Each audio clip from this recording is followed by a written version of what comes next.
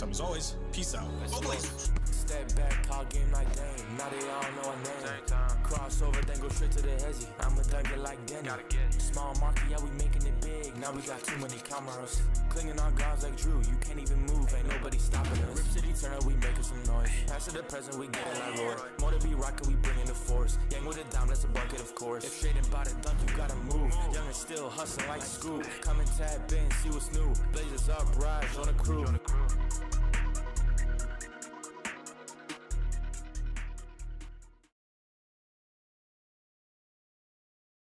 What's going on, everybody? Welcome into the Blazers Uprise Postgame Show. Today, the Portland Trail Blazers beat the Utah Jazz 124-114 as they take care of business after a very slow start. They were down by as many as 18 points in this game, despite being 15.5-point favorites going into this one. It was the biggest spread that the Blazers were favored by in quite some time. But they turned it around. Good performances from Donovan Klingan, Drew Holiday, and Scoot Henderson to get the win. We're going to break it all down for you. Eric, what's going on, man? How are you doing?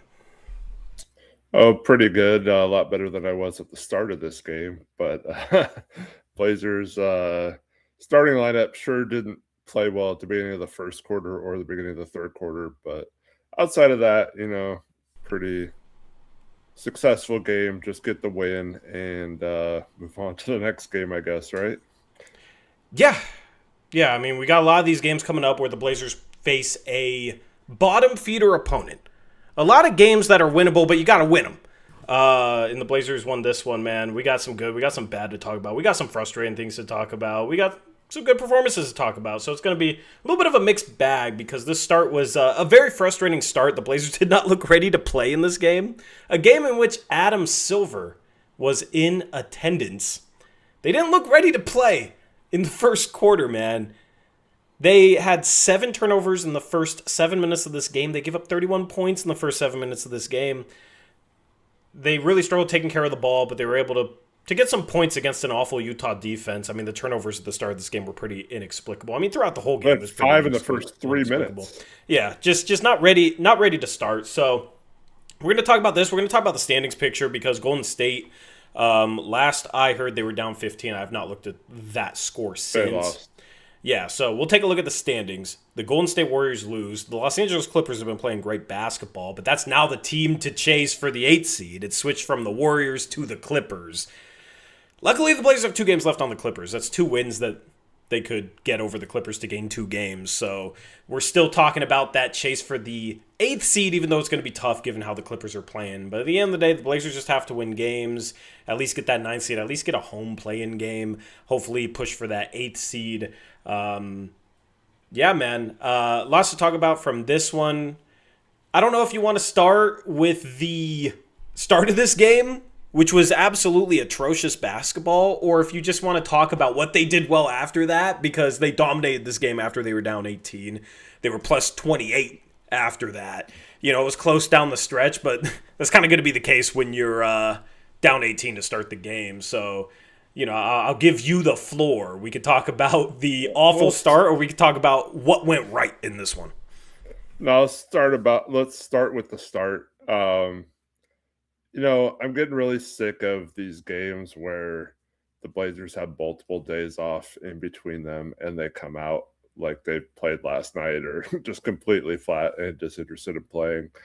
And the turnovers are once again an issue. I mean, it's the reason we got off to a bad start, obviously, but it's also the reason why we almost let them back in the game at the end. They had a 3-pointer to tie it there in the fourth quarter.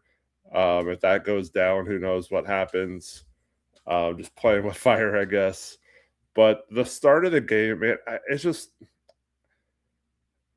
Lamar was on it like the very first possession of this game. For those that watch the Blazers broadcast, he was like, I didn't like the Blazers' first possession, and on both ends, like he thought Utah had a good first possession. He's like, I already don't like how this game is going, and he totally called that was not good. And the Blazers were kind of just standing around. Utah was flying up and down the court, and until the Blazers realize and try to figure out this turnover issue that has plagued them all season, they're going to have moments like this, and it's tough, man. It's like, why are we still having such bad turnover issues the entire season? Like, why are we not emphasizing or prioritizing taking care of the ball?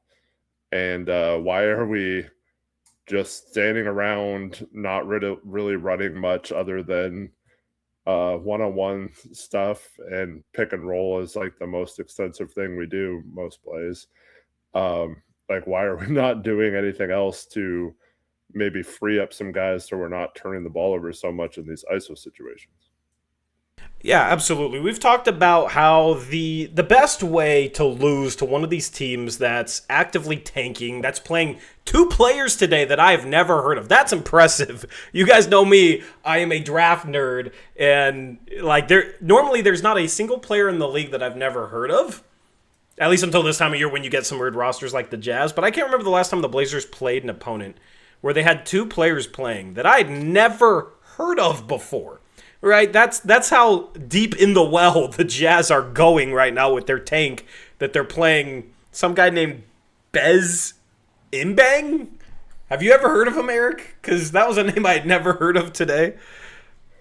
I'd only saw that they signed him to a 10-day contract earlier because we were playing him. Yeah. But yeah, other than that, didn't really watch much Yale basketball. So Yeah, he's no, what was the guy's name back in the day? Mie Oni. I knew him.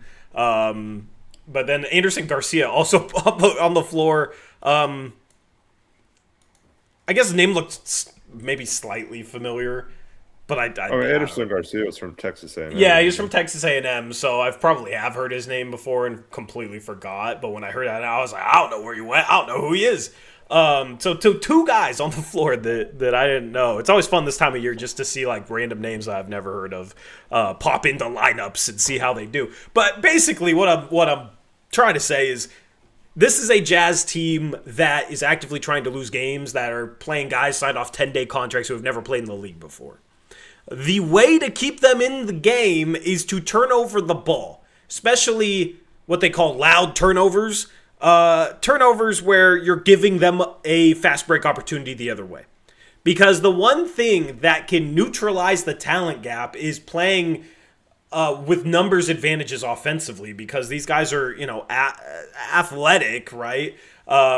They're professional athletes. Even if they've never played before, they know how to run a 2-on-1 break, or, especially if they're able to get the ball ahead of the pack, they can go finish. So the one type of game that you don't want to get in if you're the Blazers is the type of game where you're turning the ball over, so you're not scoring buckets, and then you're giving them opportunities the other way where they're able to play on the break instead of in the half court. And that's how they got off to such a bad start in this game. And it's the type of basketball that does, the Blazers are, they have a lot of these turnovers that end up with opportunities for the opponent on the break. It's something that worries me a little bit as the Blazers go into some of these games against bottom feeders, especially on the road, because, on the road, it's a little hard to steal back the momentum. The Blazers just have to play better basketball in terms of taking care of the ball and being disciplined and not making mistakes against these types of teams. If you take care of the ball, even if you shoot badly, you should be able to beat the Jazz or the Pacers or the Kings or the Wizards right now at this point in the season. So it was really frustrating to see them come out in the first 3 minutes and have 5 turnovers, have 7 turnovers in the first 7 minutes, because that was the recipe to lose the game. Now, they still kind of struggled with that, but they still managed to turn the tide, so that was great. But, this is just the problem that we've been talking about all year that continues to plague this team and be extremely, extremely frustrating. Yeah, it's almost like they were the team that had nothing to play for and was tanking, and it's kind of... It's really... I think an indictment on this team, both the coaching staff and the players, that they look like this in a game like that. And they continue to look like that in a lot of games. We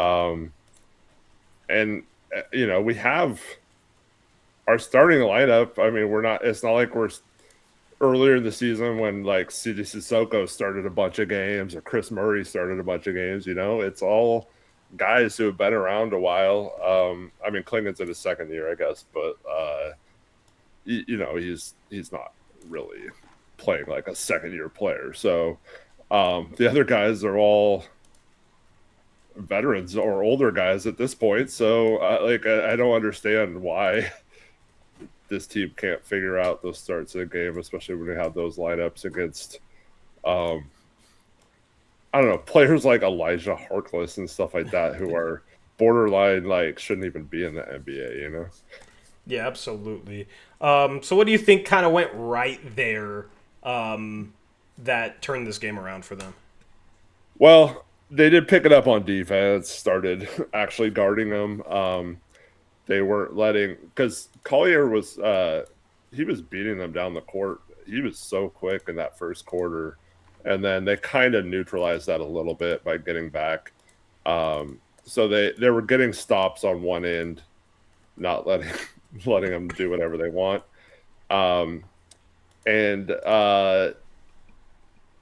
Utah didn't have a lot of depth either. Like you mentioned, some of those guys are just like recent pickups off the scrap heap. So they didn't really have a lot of depth. So once the second units got in there and Scoot started cooking and City had a nice game, it really turned the tide. Basically, the Blazers started hitting threes too. They went from shooting pretty bad in the first quarter to all of a sudden they were up well over 50% at one point in that second quarter from three on pretty good amount of volume. And so once the threes started flying and they started playing some defense and got back in the game, then you pretty much knew they were going to hang on to win.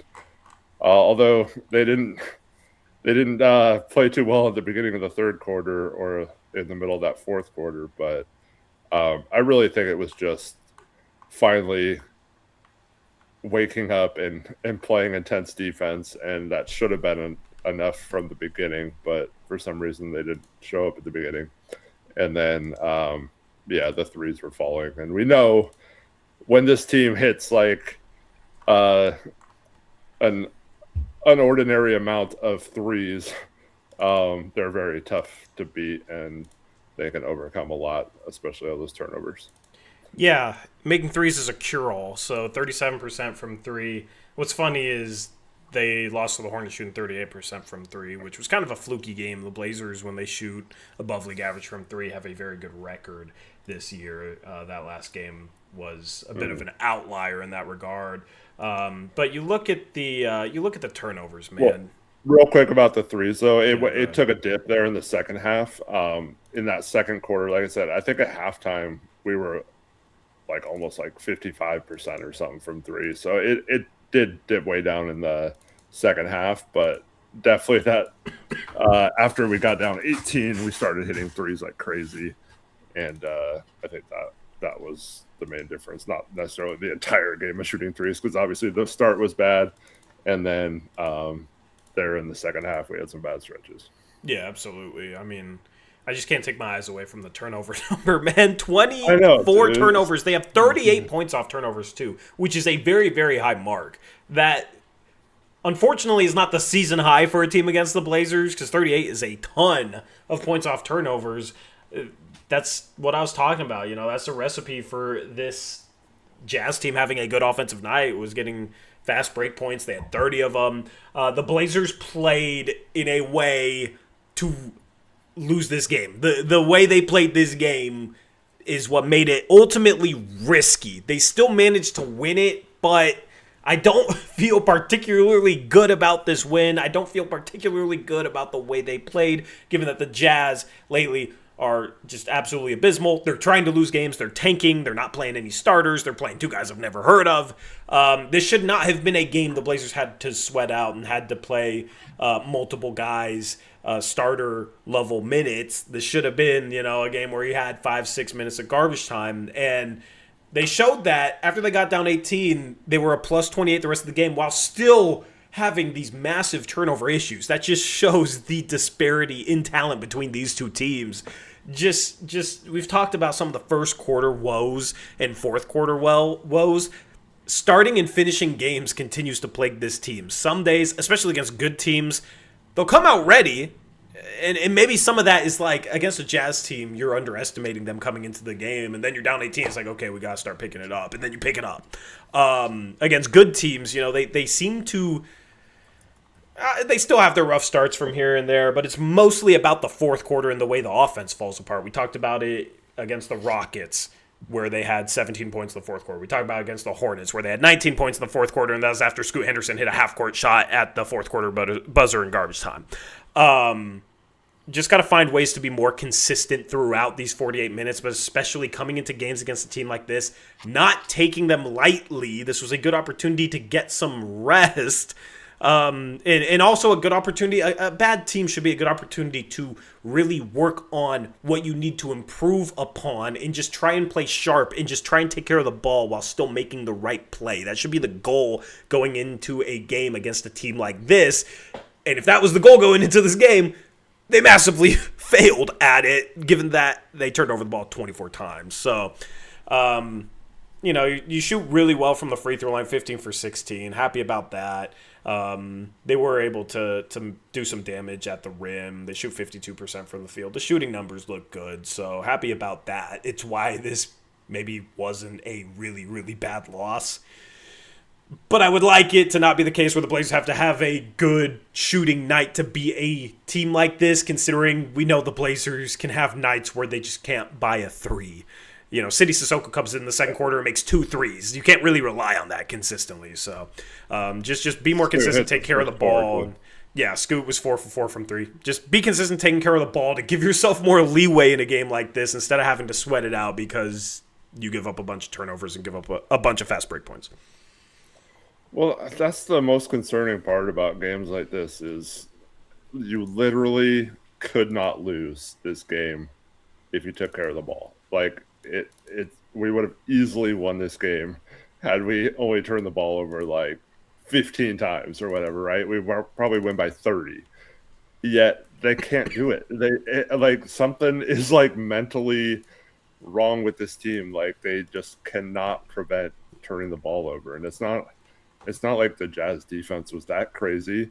And they were small most of the game. Like there's no reason why we shouldn't have like just been pounding it inside and taking care of the ball. So it's very concerning against a team like the Jazz when you play like this. Yeah, I mean, for me, it just goes back to the offensive system. You guys of course. You guys know how I feel about that. I'm not going to have that conversation again.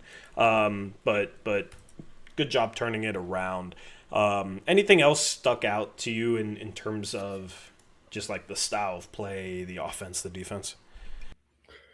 I mean, it's so down for the Jazz, I think, after that first quarter, but their ability to push the tempo in that first quarter was crazy. Like I said, Collier was just I had the thought, this is before Scoot came in, so this is not like a knock on Scoot or anything, but I was like, man, I want like Scoot to play like Collier was playing in the first. Like he was just like zooming up and down the court, like getting by everyone and just like looking to pass and stuff like that. And I was like, wow, this I'm not saying like I want Scoot to be Isaiah Collier. I'm saying I wish Scoot would use his speed like that sometimes. And then Scoot came in and played really well, so that was good. But yeah, I think just the tempo which the Jazz were playing,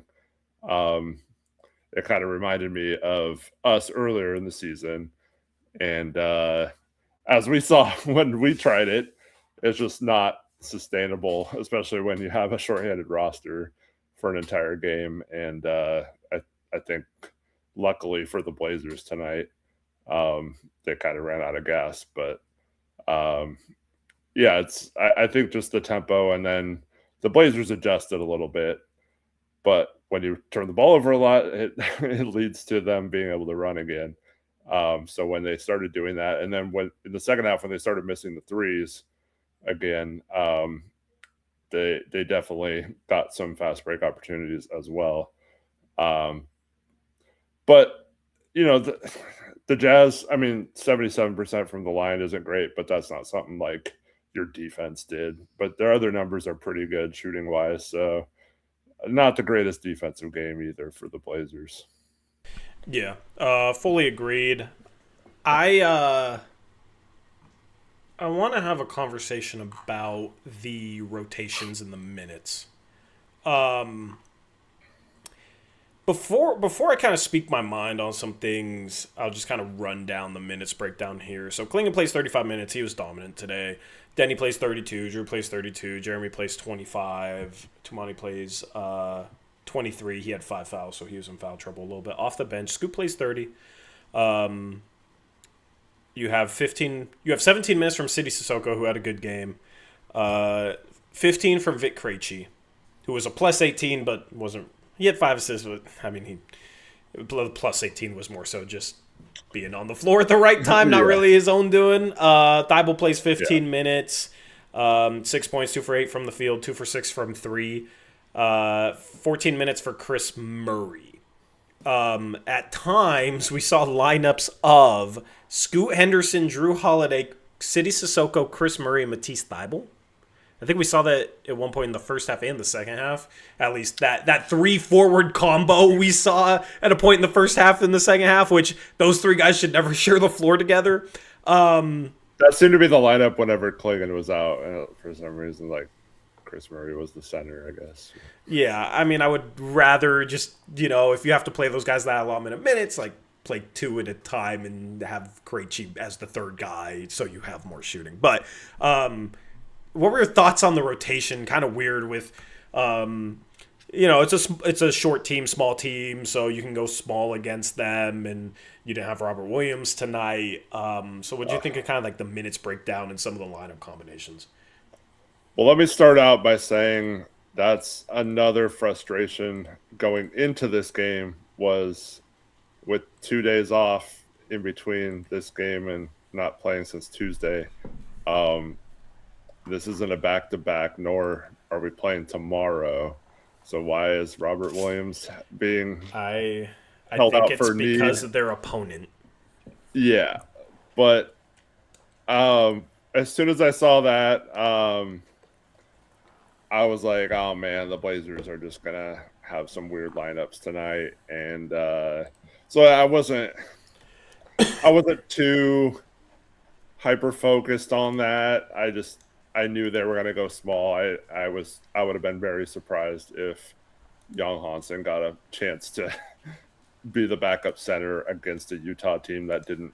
I mean, they had Oscar Tshiebwe, I guess, as their backup center, but he's not like a 7-foot guy or anything. So I kind of figured the Blazers would have some of those small lineups tonight. Still, I don't know if they should be holding Rob Will out of any games. Like, I don't know, assuming you're going to win games right now is crazy for me with how this team has been playing. But I guess, City plays well, and he ended up being the first sub off the bench after he had kind of seemed like he had fallen out of the rotation when we were healthier at forward. So I don't know if it was just a product of Thiago wanting to play him just because he was playing well, but then you look at the numbers and I mean, it's not like he played 30 minutes or something off the bench like Scoot did. So I think it was like there were frustrating parts of this game with the rotation and weird lineups and stuff, but I don't know if it was, for me at least, like when you like calm down and look at the overall numbers from the game, I think it ended up being fine in the end, but definitely felt like some of the lineups were designed to not necessarily pull away from Utah, like help keep them in the game. But you mentioned Beat, and that's one thing though. Like Yeah, like we need him on the court to space the floor, but he's not doing that right now either. So it's tough to say. Is he not spacing the floor though? Like it seems like every time he catches the ball, he has a guy glued on him. Well, it's true. He did get a couple open threes. We missed him in the corner wide open once tonight, or at least once. But well, he was what 0 for 2 from 3. One of those was like he got closed out on with 3 seconds left on the game clock. Yeah, so that one was contested. And the other was wide open. Yeah, the other one was open. 5 seconds to shoot. Yeah. 2 open. Yeah, I don't know if I haven't been,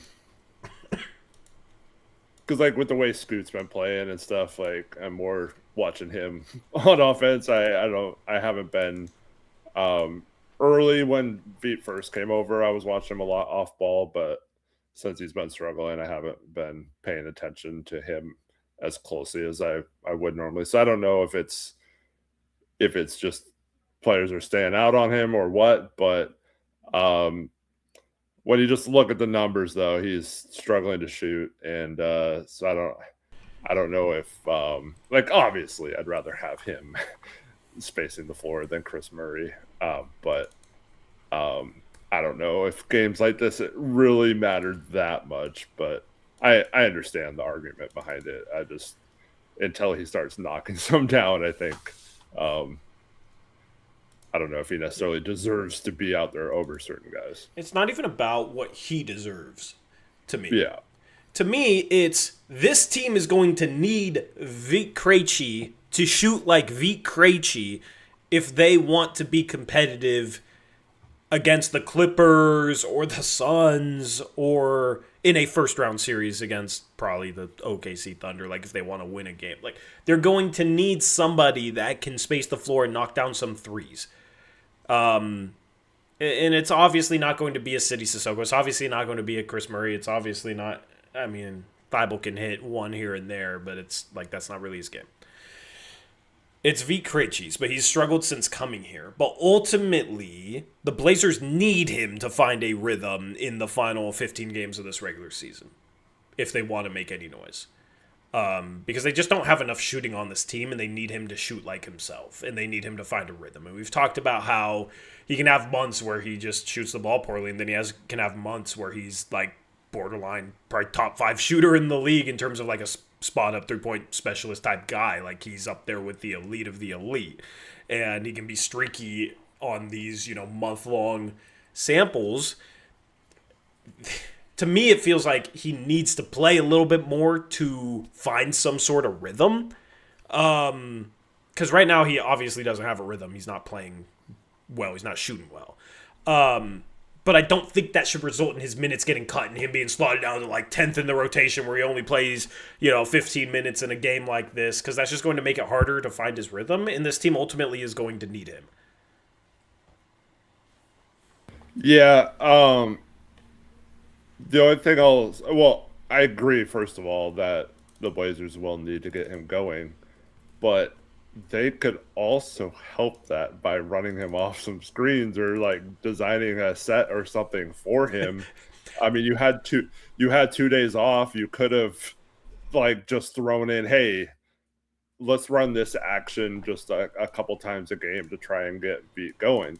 So like, I don't know. We're not doing him any favors by just parking him in the corners or whatever and hoping he gets an open shot. It's just, I thought Thiago said we were going to try to run some stuff for him. And I think if it is a case where we need him to get going, you would think the team would make some sort of effort to get him an easy shot or get him going. Like even if you're a shooter, if you get like a backdoor screen or something where you get an easy lay-in or something just to see the ball go through the hoop. I don't know, man. It just seems like this team does not care about getting players going.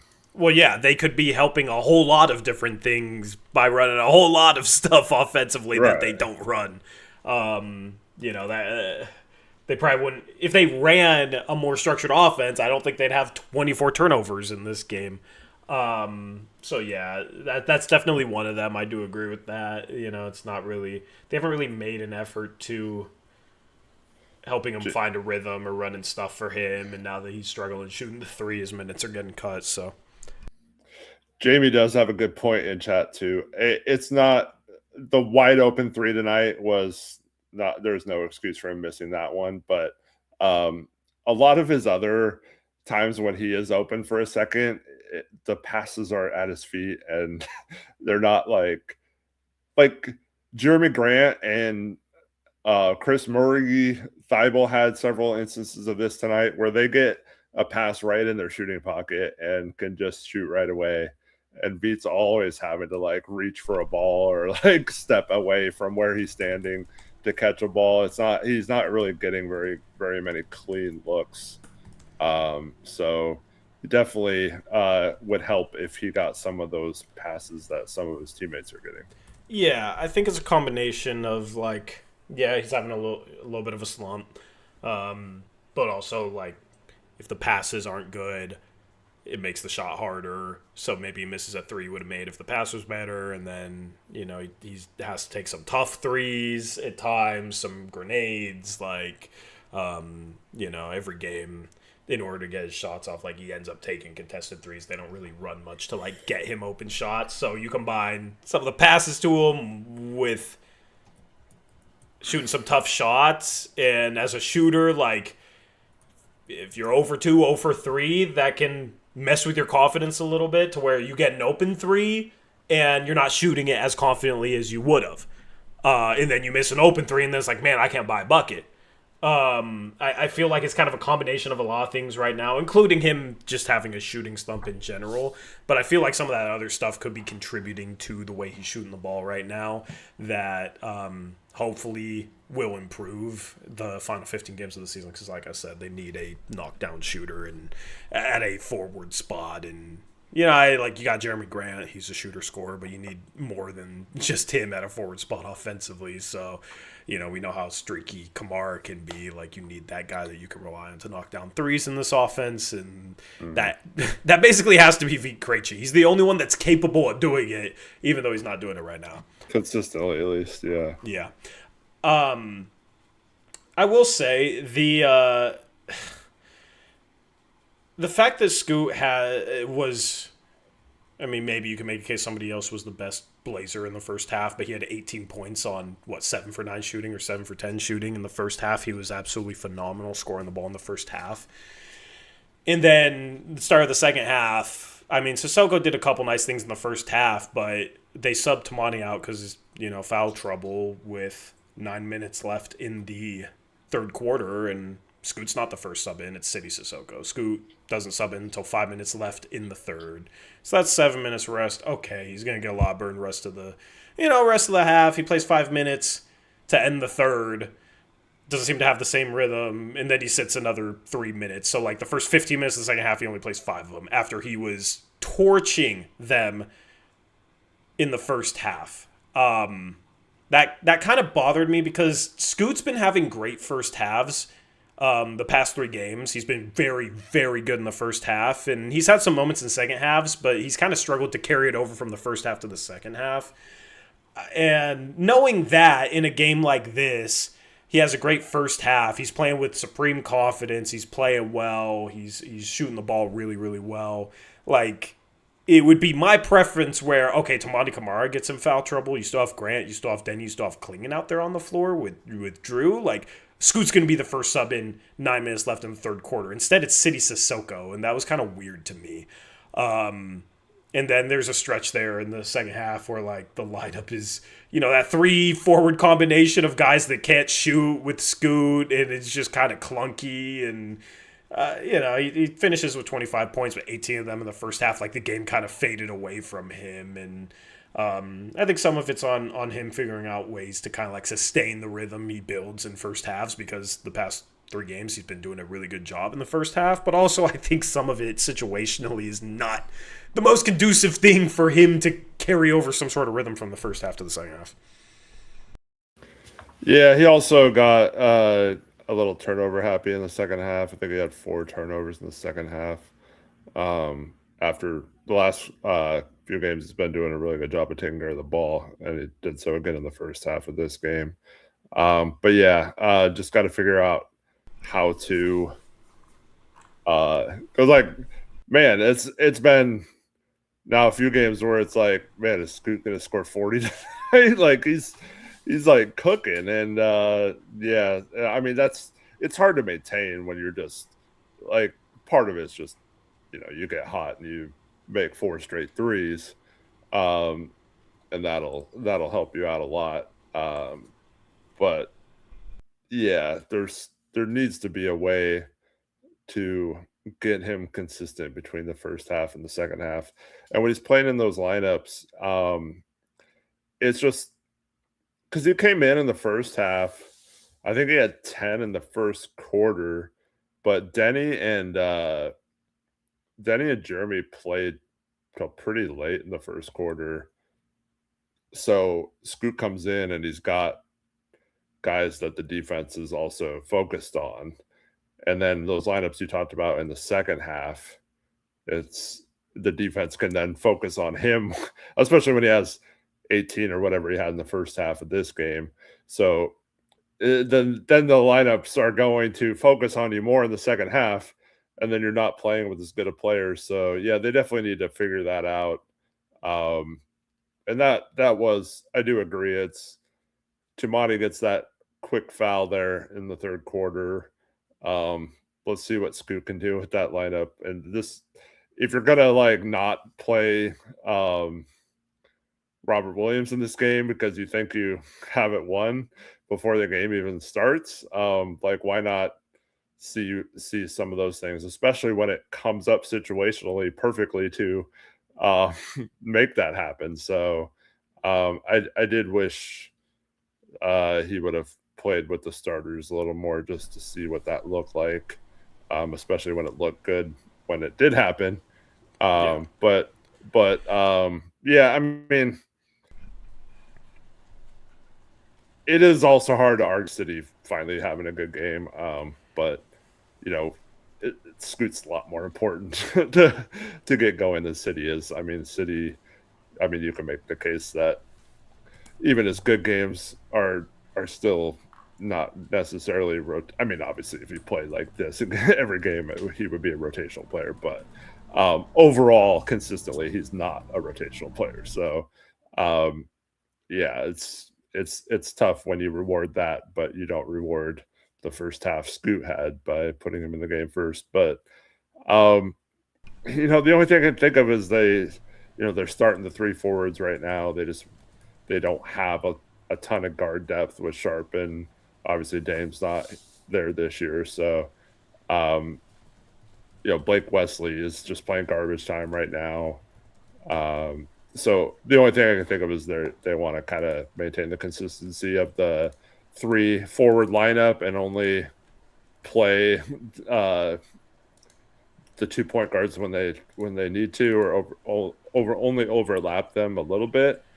But I think both Drew and Scoot deserve to play a lot more with how they've been playing the last few games. Especially when Scoot's shooting the ball so well in the first half, where it's like, okay, he can be off the ball because he's, starts 4 for 4 from 3, finishes 5 for 7 from 3. Like, he's playing well off the ball. You can play him with Drew and Denny.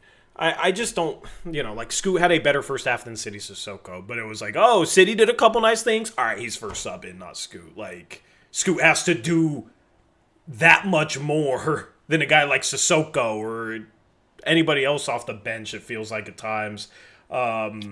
They love Sissoko, man. They really do love Sissoko. They took him out of the rotation, then they were waiting for him to do like a couple nice things in the first half.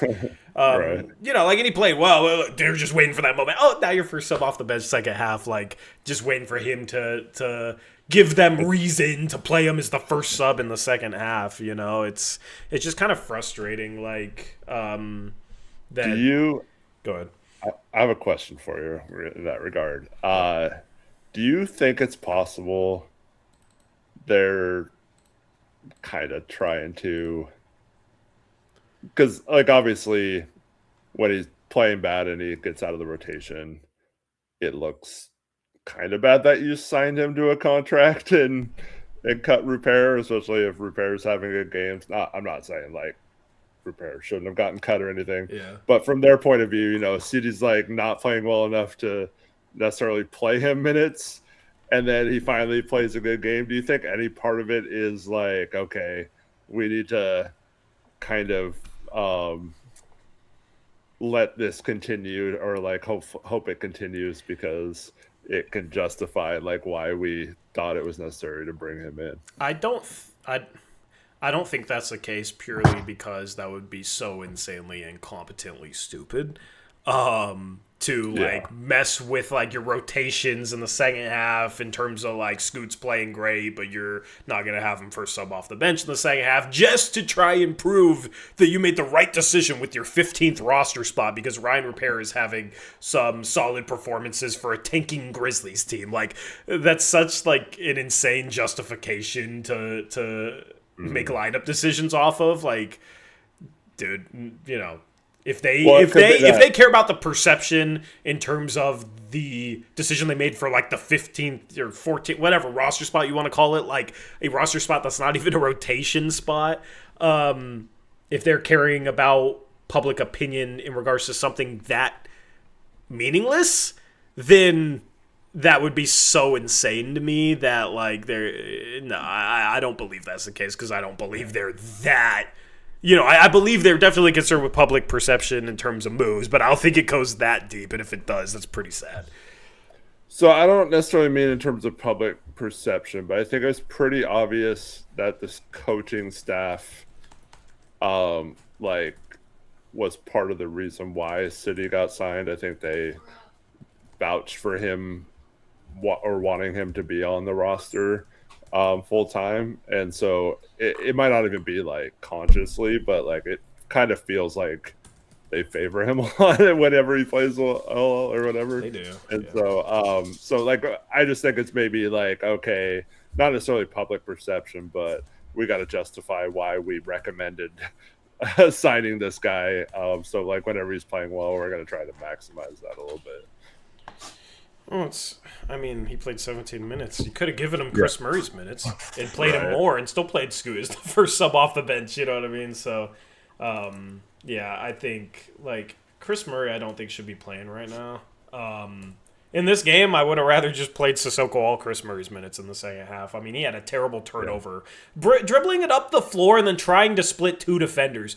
That's not your game, Chris Murray. That's not your game, man.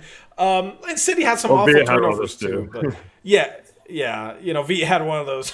Yeah, frustrating. But like, City made some nice things happen. He had a couple dumb turnovers. Chris Murray. I mean, what did Chris Murray do in this game? What did he do in this game?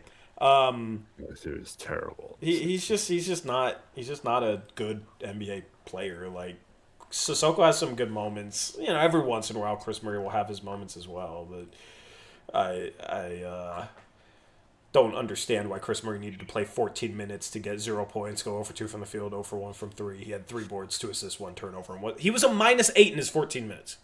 I don't think that's a complete coincidence. You know, like some plus-minus things like Veet being a +18, like that's a coincidence. Yeah. Maybe, you know, he helped with some of the spacing that was otherwise kind of ugly at some points in this game, but you know, it's hard to give a guy who had 2 points in 15 minutes, was 1 for 3 from the field, had 5 assists, 2 turnovers. Like the +18, he's not really responsible for that. This team did not look good with Chris Murray on the floor today. They simply did not look good at all. So yeah, it's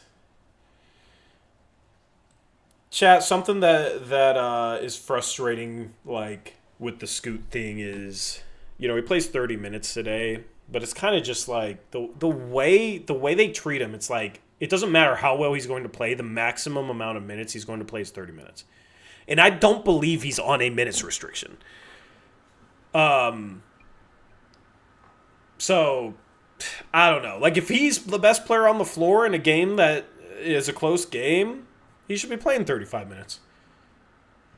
He should be playing 35 minutes. And we have 3 first halves in the row where you can make the case that he was the best player in the first half. And, I mean, last game, he had 4 fouls, so his minutes were cut a little bit. But he plays 19 minutes and scores 17 points. And then today, 25 points in 30 minutes. And and this is all efficiently the last 3 games, it's kind of just like, man, if he was getting 30 to 35 minutes every game, he played 30 tonight, which is okay, I guess, but, struggled in the second half after, sitting the first 7 minutes of the half, playing 5 minutes, and get subbed out again. It's kind of just like, man, what if he was playing, a few more minutes in these games? What would his scoring look like? At the end of the day, this is just more so the last 3 games, though. Obviously, like he's a bit up and down so far this season. He started off really, really well, then had that awful 7-game stretch where he was, quite honestly, the worst player in the NBA. Now, the last 3 games, he's been very, very good in the first half. Has looked like one of the best players in the NBA in the first half. Has scored the ball insanely efficiently at a very high volume in first halves. And then in the second half, it kind of fades away, and he has a stretch where he turns over the ball a lot. He had that last game in the second half after a great first half, and he had that tonight. So what can he do, and is there anything the team can do to help him in the second half? I mean, I think sometimes he loses a little bit of focus. Where he'll just make a lazy handoff or a lazy pass or predetermine a read on a pick and roll where he's just automatically throwing the lob, and I think that's contributed to some of his turnover issues. I think it's very fixable. I think the play where he drove into the paint and traveled, I thought he got fouled on it. There was a lot of contact on that. He's not getting a lot of assists right now. I don't think that's due to him, not trying to make the right play. He had a really nice lob to Klingan in this game. He had 3 kick-out passes to Thybulle in this game, all for missed threes. So there is some element of, Krejci right now is not hitting threes, so he's a good option to kick out to, but unfortunately he's not paying off a lot of these shots. But I do think some of it is him just staying mentally sharp for an entire game is something he has to work on and be more consistent with. Because a couple of the turnovers are just seemingly due to a lack of focus, especially the one that turned into a fast break bucket the other way. Yeah, was it a fast break bucket? I know he got the stop. He hustled back, got a stop. Oh, yeah, and then nobody ran back. I'm mixing up plays probably. But at the end of the day, just cut down on the silly, silly ones. If he makes turnovers trying to make the right pass in the right play and, the pass is a little off and it's a turnover, I'm okay with those types of turnovers from, a year 3 guard or a year 4 guard, young guards. Young guards, it starts with just trying to make the right play, and then if you're trying to make the right play as you gain experience, as you get more skilled, then you should ultimately improve in your execution of the correct play. So as long as Scoot's trying to make the right play, I'm okay with it.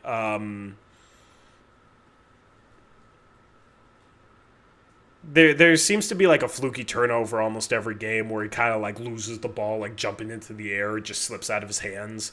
Definitely has to work on his hands, I guess. But the ones at the top of the arc where it turns into a fast break the other way, it feels like he's making one of those turnovers a game, and those are the turnovers that are a bit frustrating just because it's just silly, sloppy, kind of a lazy turnover. It's not him trying to make the right play. It's just him giving the ball up and not paying any attention to the defenders. So those are the types of turnovers that I have frustrations with. The ones where I don't know if you've been listening, Eric, but basically, summary what I just said. As far as the turnovers go, if he's trying to make the right play and Scoot. If he tries to make the right play and, the pass is a little bit off, the pass isn't the most accurate pass and it's a turnover because of it, I can live with those from a young guard because I think, step one, try to make the right play. And if you're making the right play but just failing to execute it, then as you gain experience, as you get more skilled, the execution of the right play should improve. Just, step one is trying to make the right play. But the turnovers at the top of the arc where he's just kind of lazily kind of passing it across to somebody and the defender stealing it because he's not paying attention to him, those aren't those types of plays. Those are the plays that end up in a bucket the other way, and those plays are very, very damaging, and they're just kind of like lazy, lack of focus turnovers. So it feels like he has one of those a game. Those are the turnovers that are a bit frustrating. So, yeah. Well, the reason why I asked who that was because Denny also has had a couple of those included tonight lately, and it's just I don't know what they're seeing on some of those passes that are just like right to a defender. It's like, and it's just like a lazy cross court pass, and like you mentioned, they pick those off, and they're already like headed the other way with it, and it's hard to get back and stop them, especially without fouling. So.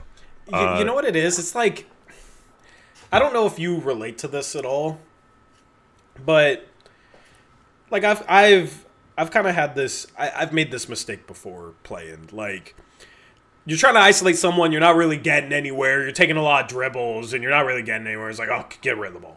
And you just kind of like flick it over to the next guy, and they pick it off because you're just like, get rid of it. Like, I don't know what to do. I can't get by this guy. Just flick it over. Like it's kind of a lack of focus mistake, but like a lot of those turnovers come from like them. They're like kind of sizing guys up, or they're like staring at a guy, and it seems like they don't really know what to do, and then they just like kind of lazily swing it. And I feel like it comes from them not having any structure, where they have the ball and they have no idea what's next, and they have no idea what to do, so they swing it to somebody that's kind of guarded, and it turns into a turnover. If there was action off the ball, where they're like making these reads, like being strong with the ball, like, okay, there's a pin down, there's a guy curling, is that there? No, it's not there. Okay, you're reading the defense already. So then I feel like you're more likely, you scan to the other side of the court, you're reading the defense. Whereas there's just a lot of possession where nobody's doing anything, so you're not really engaged in reading the defense. You just got a defender in front of you, and you're not like locked into the possession, and then you just kind of flip it over and the defender's there. You're not really reading him. So, I mean, I feel like that's kind of what those turnovers are. So when I play, like, I throw a lot of cross-court passes to like the opposite side for a 3-point shot. Oh, I thought you were going to say the opposite team. No, I try not to throw the opposite team, but unlike the Blazers. So there's times where I'll see someone there, but I think they're like, they have like their head turned or they're not looking, and I think I can sneak one by them. So like occasionally I'll throw that pass thinking that I can get one by him, but I like see him there. Like it almost seems like they're throwing a pass without looking sometimes, these Blazers. And it's just, I don't know. I don't know how to describe it other than it's just lazy and it lacks focus. And like you mentioned, it is. I think that is a good point. Like, if your offense is completely designed to have certain players break the other team down off the dribble, and then you don't. And then you don't really know what to do then, and no one's moving, and you have to make a cross-court pass, and you're just passing it. I think you could do a little bit better job of looking before you pass, but it does seem like they could make it a lot easier on themselves by just having a little bit of movement, but also just being a little bit more focused and not passing before you know where you're going with the ball. Yeah, absolutely. Absolutely, because that's a problem that plagues multiple players on this team. Yeah. There's just a lack of like mental clarity when it comes to the offense a lot of times. Maybe not even mental clarity. Maybe I should just take that word out. There's a lack of clarity when it comes to the offense sometimes. Right. And I feel like the result of that is these stretches where there's some silly turnovers. It's kind of like, what are you thinking? What are you doing? But that problem plagues a lot of players on this team, and at this point it's kind of just like, man, what's the common denominator? They're all running the same offense. Yeah. So, Drew's had bad turnover issues. I mean, I saw a stat I didn't like vet it myself, but I saw a stat on Twitter from like it was a reputable page. It was something like Shane Sharp leads the league in turnovers per touch. So like he had his struggles. And like some of these guys' turnovers are a bit different. Like a lot of Sharps came off the dribble or like trying to kind of force his own shot, losing the ball, that sort of thing. Like some of them comes off of like just bad passes. Some of them come off like lazy stuff, different situations, this or that. There are definitely multiple turnover prone players on this team that have different types of turnovers they commit, but there's certain turnovers that are very consistent throughout this offense with multiple players. One of them being driving into the paint, getting stuck, trying to kick the ball out and throwing it right to a defender. We see multiple players do that. The other one is passing it, swing passing it, and the defender's denying, and you're basically just throwing it to the defender and they pick it off and it's an easy steal going the other way. Those are common across the entire roster at times. So those are the types of turnovers where I have to look at the offense because the offense is the common denominator in those. Certain players have certain things they need to get better at to take better care of the ball and make the right play in certain situations. But definitely some of it, I think, is on the way the offense is constructed, considering how consistent some of these issues are across all different types of players. Yeah, and who could predict that, right? I don't know, man. I don't know. Definitely not us. We don't predict anything, right? Never. Anyway, sorry, I'm trying not to cough. I still have this cough, man. It's been 3 weeks. Yeah. It's been literally 3 weeks. It's much better, but I'm like losing my breath. It's not good. Hate that, yeah. Yeah. But we talked about the school conversation. Is there anything you want to add just in terms of like how he played today? I will say it's really, really good to see him have 3 games in a row shooting the 3 ball like this. Mm-hmm. He was shooting the 3 ball abysmally. And it's funny because he's 5 for 7 from 3 today. One of those misses was an air ball, and it was his first 3-point shot of the second half. It was like he hit that 4-3 on the run, filling the wing in transition. And it was like, dude, how many guys on this roster hit that 3 on the run in transition? You know what I mean? Like Jeremy. Yeah. Drew doesn't really shoot a lot of his like running into them like that. Jeremy can run into a 3. Like Toumani's not somebody that's like sprinting into a 3 like that. V is supposed to be, but it hasn't been. You know what I mean? Like that's a rare 3 on this team. Like I loved that shot, that he shot that with confidence. Like that was an impressive make. But yeah, he's 5 for 7 from 3, 8 for 14 from the field. So he's been scoring the ball really efficiently the past 3 games. Yeah, he hit his first 3, and then he had 2 pretty bad drives, and those were his only misses in the first half. And I was like, oh man, like he had 1 lay-in. I think he thought he got fouled, but it was way off. And then he had a shot. I think it got blocked or something, but he took a shot he probably shouldn't have shot. And then he had 2 like great drives. That one where he came back to his right and got by the defender. That was good to see him. It's one thing if he just goes like one direction and beats someone off the dribble, because that's where like it's not working against some teams, but he had a little bit of shiftiness on those next 2 drives where he like had to go around a defender and got to the basket both times and actually had a easy shot because of the move he made to get there. And so that was encouraging. And then obviously, hitting 4 straight threes to start when you're struggling shooting. Yeah, I mean, not the last couple games, but, in general, is always encouraging. And now it's just a matter of hopefully the highs. I mean, I would love for the highs to be the norm, but, that's probably just not realistic. But, don't have these extreme periods where it's super low and super high. Try to find an above average type balance. But man, I'll take these games right now while he's playing well. It's been really good to see him not only have good games, but like a lot of players would have, there's not a ton of games left in the season. If you struggle that badly for like a 7 or 8 game stretch, that has the chance to like really shake your confidence for the rest of the season, especially when you've missed most of the season and been out a lot. And so for him to come back and have some good positive games, I think really shows a lot about him.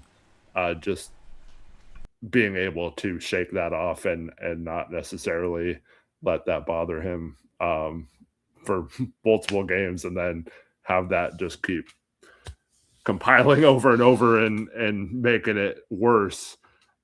Just that ability to snap out of it is just a good sign, in my opinion, for hopefully being able to not have as many bad games. Just being able to shake it off like that. So I don't know if like any of you guys listen to the Blazers Are Cool podcast. They tweet some of their clips and stuff. But they had a clip they tweeted that I thought was completely spot on, and I'm kind of going to paraphrase here. But essentially, like this, I share this opinion, and the opinion I've talked about, like Scoot sits here and says, next play mentality, and never. He kind of has that attitude, like never too high, never too low, and it feels like to me that he tries to tell himself that because he struggles with that. It's like trying to speak it into existence, like try to believe in that, because he's so up and down, and it seems so rhythm and confidence based that like there's no way to me that the drastic difference between his highs and his lows are just coincidence. It doesn't statistically make sense. The eyeball test, it doesn't make sense even less. There's obviously, to me, like some sort of mental element where he's not mentally consistent with, his confidence and all that. But essentially, like, one of the things that I brought up, there's so much noise about him being a bust and him being, there's like a ton of negativity about him online from, not just Blazer fans. Like, Blazer fans will be hard on all sorts of players, like I can be hard on Sharp at times for some of the things that I don't like in his game, right? And there's fans like that. There's lots of people that are hard on Denny. There's people that are hard on Scoot, right? But like the national narrative around him is this dude's a bust. Remember when people thought he could be in conversations with Wembanyama, which he never should have been in those conversations. Wemby's generational prospect, right? Said that at the time of the draft. But, there's a lot of negative narratives around him. And I've wondered if he sees some of this, if it affects him at all. Which, like, he would never admit it, but these guys are human. Like, he can't let that bother him, so this is not an excuse in any sort of sense, because he can't let what people sitting on the couch who weigh, they might weigh 300 pounds, they might like not have an athletic bone in their body, but they're sitting here commenting on who he is as an athlete. He can't care about what they say. He's in the NBA for a reason. All these people talking about him are not. Like, his attitude should be that he shouldn't care what they think. Not that they might not have valid opinions, right? I sit here and give my opinions all the time. But as an athlete, you shouldn't care about what I say, what Eric says, what fans say, what Twitter says, etc. You should not care. I've wondered if some of the narrative and the bus talk around Scoot, I've wondered if he's heard it and if that's affected him at all with his confidence, because he has these stretches where it's like, oh, that's the guy they took 3rd overall. That's the guy that had a lot of hype coming into the league with these insanely high highs. And then when he's not playing with that level of confidence, he looks like one of the worst players in the league. So that's just something I've thought. I don't know. I'm curious to get what your thoughts are on that. Well, I don't think that makes sense, because he came back and had a decent first 4 games. And then, like you said, played like one of the worst players in the league for 7 games. I don't think it's necessarily because he's like reading stuff about him. But like if you're reading that stuff and you're playing well, it's a lot easier to kind of be like, feel good because you're playing well. Yeah. When you have a bad game or you start to struggle, and maybe you have some of your own doubts subconsciously about your own ability to perform at the NBA level because you really struggled in your rookie year, and then last year, he was a bit up and down, but he showed improvement. And then this year, you're coming into a situation, you missed 50 games, you're coming off this injury. You have a good start, but then you have a game that struggle, a couple games where you struggle. For him, I wonder if that kind of snowballs because there's a lot of negative noise about him. He hasn't had the start to his career that I think he expected, that any of us really fully expected. And sometimes I wonder if that takes a little bit of a mental toll when he starts struggling. To me, it's more of an internal thing than an external.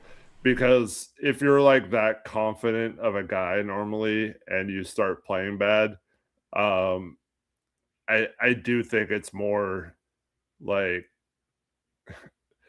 it's not even necessarily like you start doubting yourself, which I think is definitely part of it, but it's like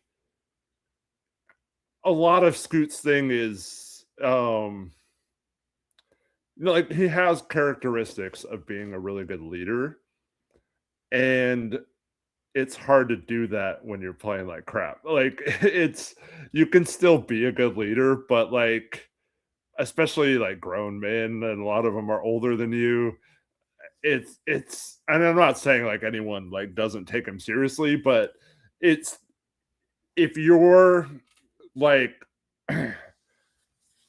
you could be like the greatest leader, but if you play like worse than the people you're trying to lead, I think it can be like, oh crap, like how am I supposed to do this if I don't start getting it together? And then it just starts like piling on, and you're like, man, I really know how to lead these guys, but like how are they gonna respond to me if I'm not doing anything myself?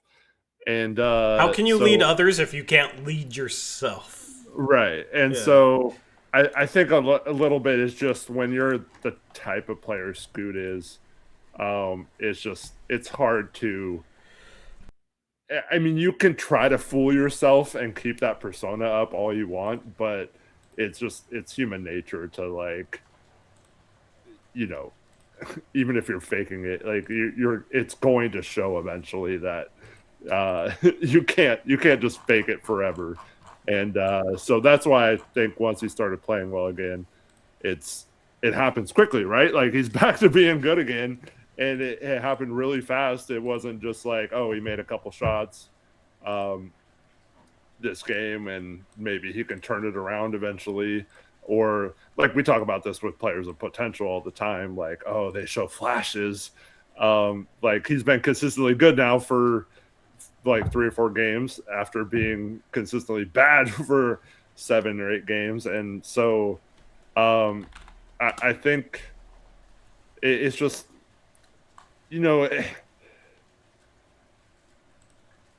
there's a good point in chat by Cole. He says, not gonna lie, after all the good food clip, I couldn't take Scoot serious. And his personality also kind of like edges that line of like goofiness versus like seriousness, you know, and it's not necessarily a bad thing. I'm not saying it's a bad thing, but when you're playing like crap, it seems like goofy and this guy's not serious, and when you're playing good, it's like, okay, this guy's enthusiastic and he's like energetic, it just like comes off a different way. So I think it's more just, it's hard to show you're serious when your personality is like kind of like that. I don't know. Like I don't necessarily think it's because he's reading outside clippings and getting down on himself because of that. I think it's more, I'd be willing to bet that him, along with a lot of NBA players, are their own worst critic when it comes to that stuff. Even though I know it's got to, it would get to me, like seeing all that stuff all the time, you know. Yeah, I think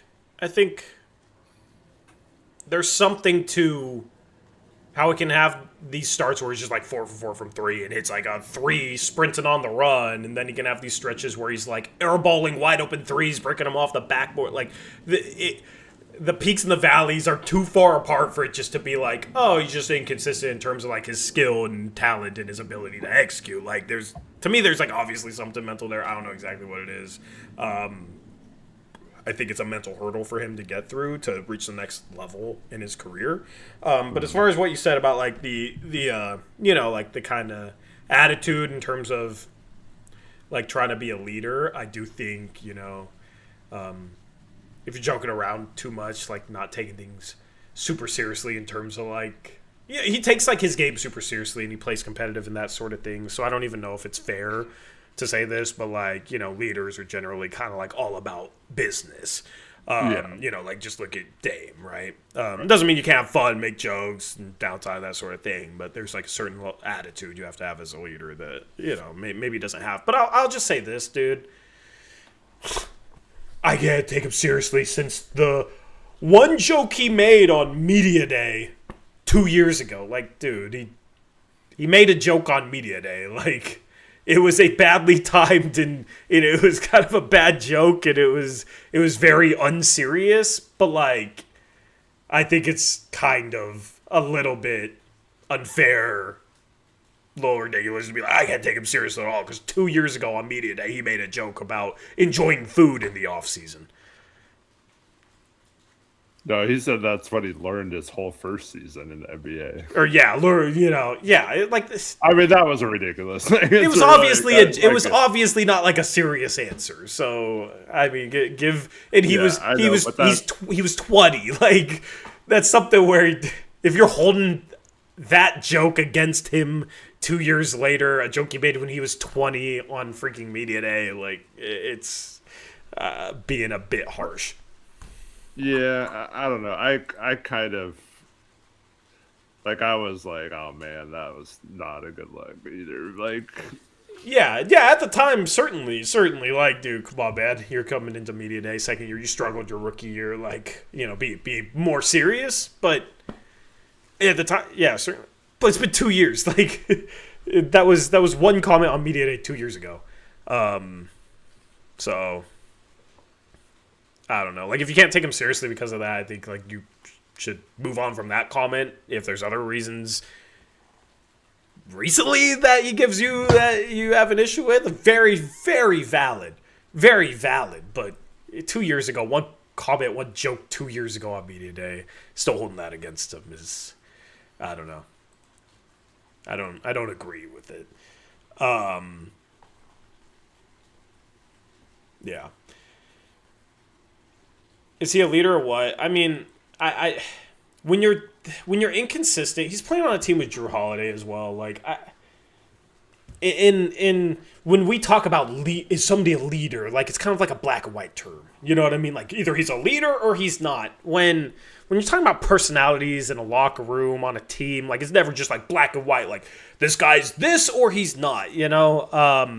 I think there's probably some situations where he does a good job leading players, and there's some situations where if he was Damian Lillard, he'd do a much, much, much better job of leading players and be able to lead players in a much better way. I don't think it's like completely black and white. In anything we talk about in terms of like in the locker room, it's just speculation. We don't know, So it's a much more like ambiguous and blurred conversation than just like, is he a leader or is he not? But I do think if he consistently played well, you'd see him take on potentially more of a leadership role. But also, like next year, Drew Holiday's still on the team, Damian Lillard's still on the team. Like those guys are obviously going to be like the veteran leaders that people respect, So it's not really his spot. Like he doesn't have anywhere near the pedigree of those guys to be the guy that's like leading them and telling them what they should be doing. You know what I mean? So as he gets more consistent and hopefully consistently contributes in a very positive way to this team and the next iteration of this team, maybe post-game. Like, I could see him growing into being kind of the guy that you look at to be a vocal guy in the locker room as a leader. But, I think that's going to take some time. And, he has time. I think at the end of the day, like, the consistency issue, like Sharp also struggled with consistency, but I felt like it was two completely different things where like Sharp, it was never seemingly due to a lack of confidence to me. Because Sharp to me always plays very confident. Like there's times where I feel like maybe he's playing a little too confident with some of the deep middies that he takes, that sort of thing. To me, it's more so like he takes a lot of tough shots, which is hard to be consistent on. But he improved his finishing, right? And the 3-point shot improved this year. So I think that kind of raised his level of consistency. With Sharp, though, it was like, I think some of it was tough shots and some of it was there's just these stretches where he kind of loses focus for stretches where he kind of disappears. With Scoot, I feel like it's more so like confidence based. No matter what he portrays on the outside, like it feels different to me, the causes of their inconsistency. So that's young guards for you. We can only hope for consistent improvement. I think the thing with Sharp that bugged me was like the 3-point shooting declined every year.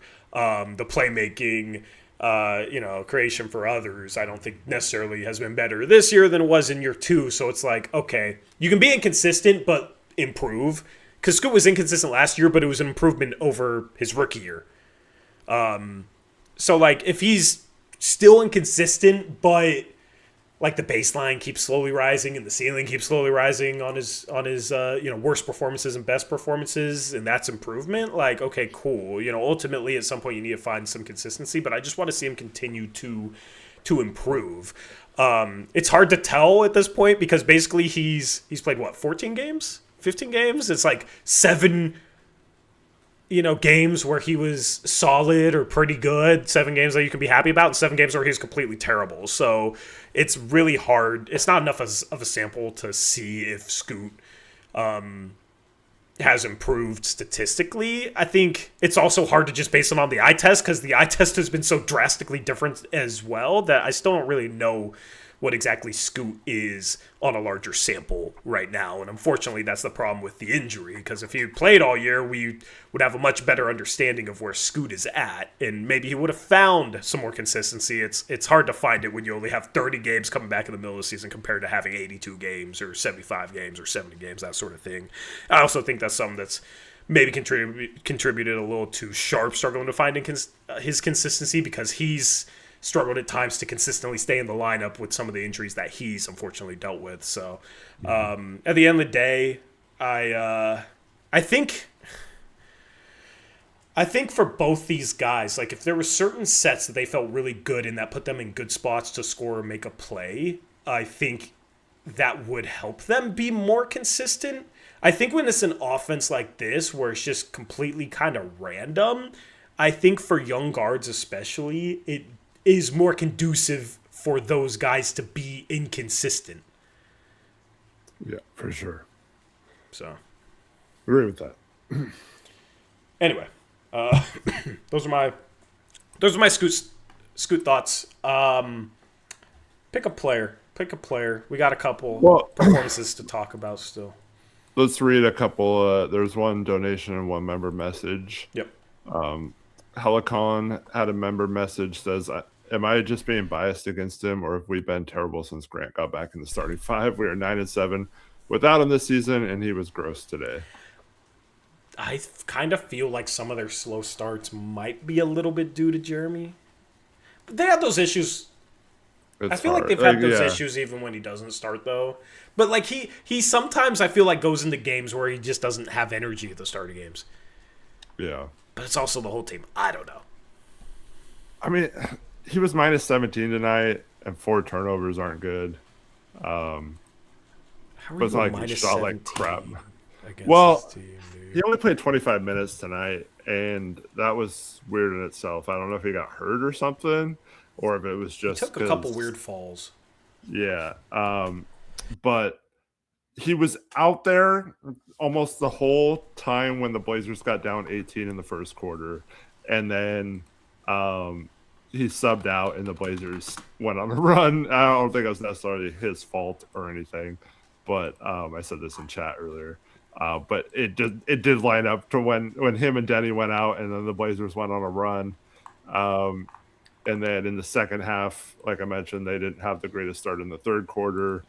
And then he didn't play when like Veit was in there when the Blazers went on a run, and that wasn't necessarily his doing either, like you mentioned earlier.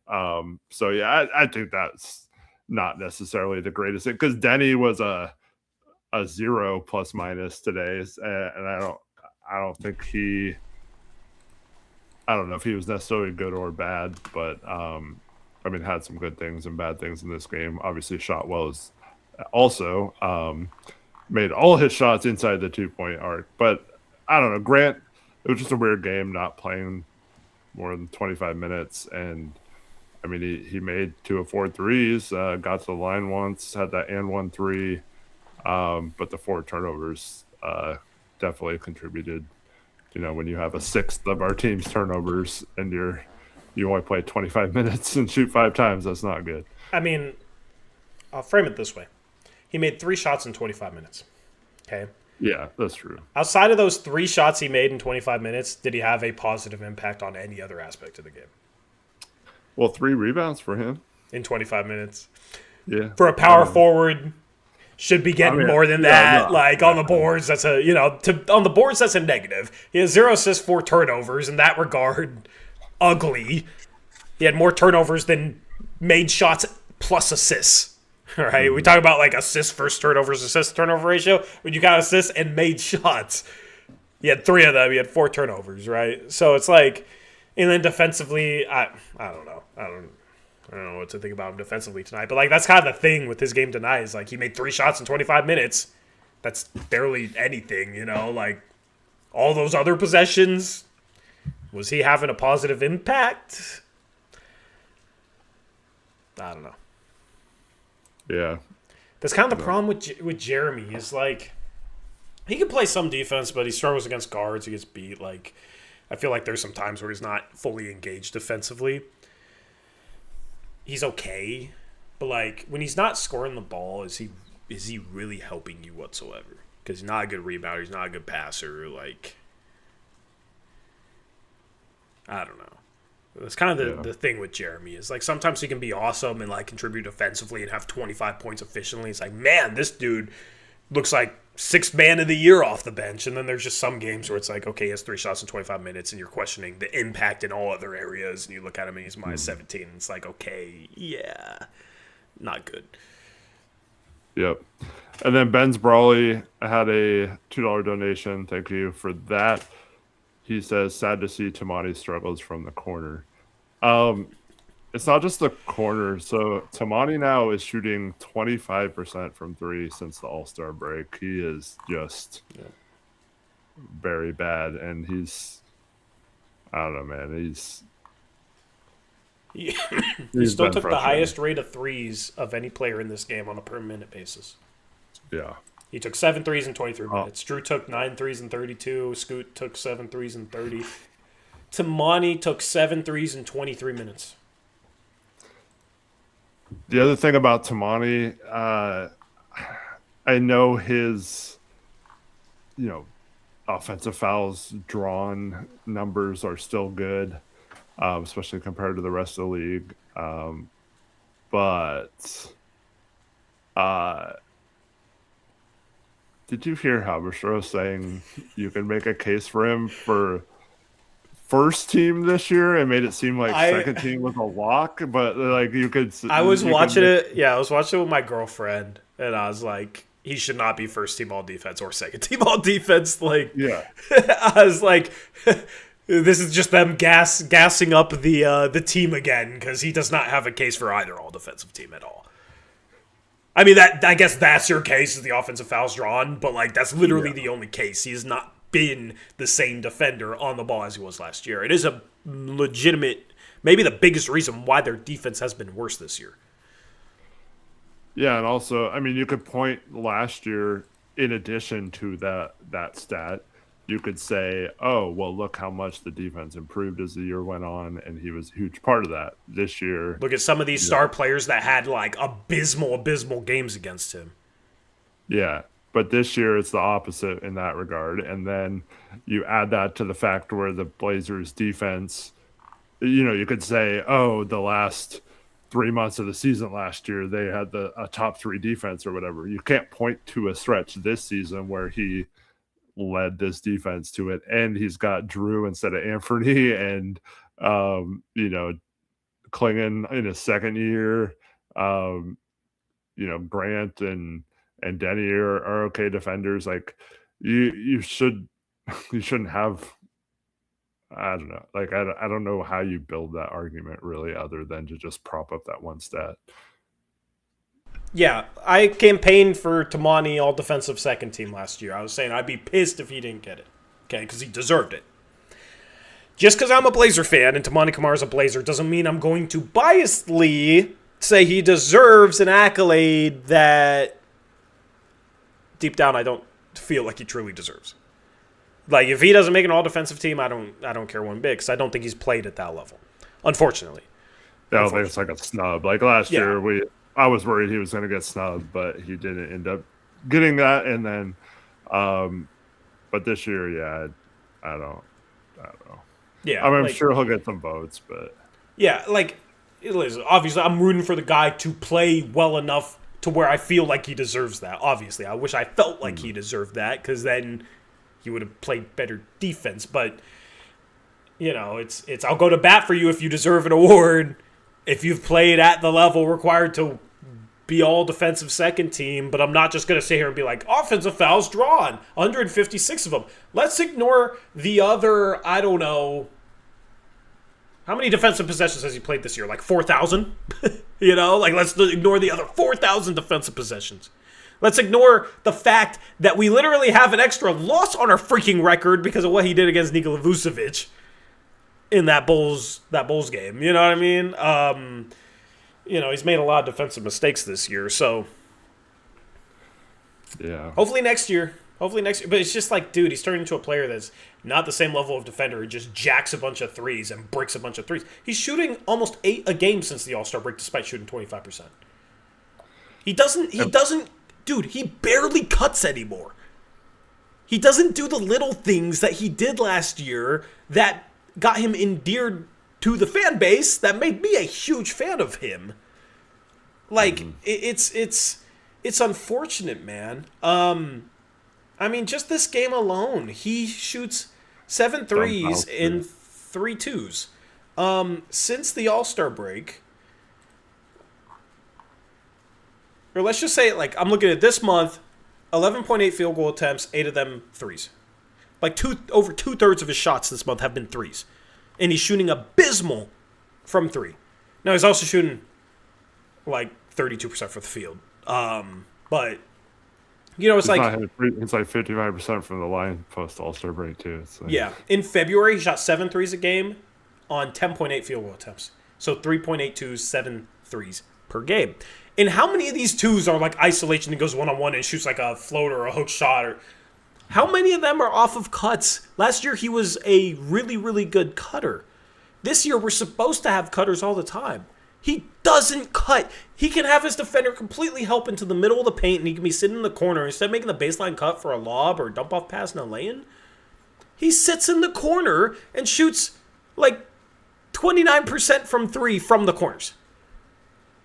And it's beginning to drive me freaking crazy, because if you guys know me, you know that one of the things that drives me crazy is like decision making. And mostly the stuff that drives me crazy is like players with the ball in their hands making bad decisions.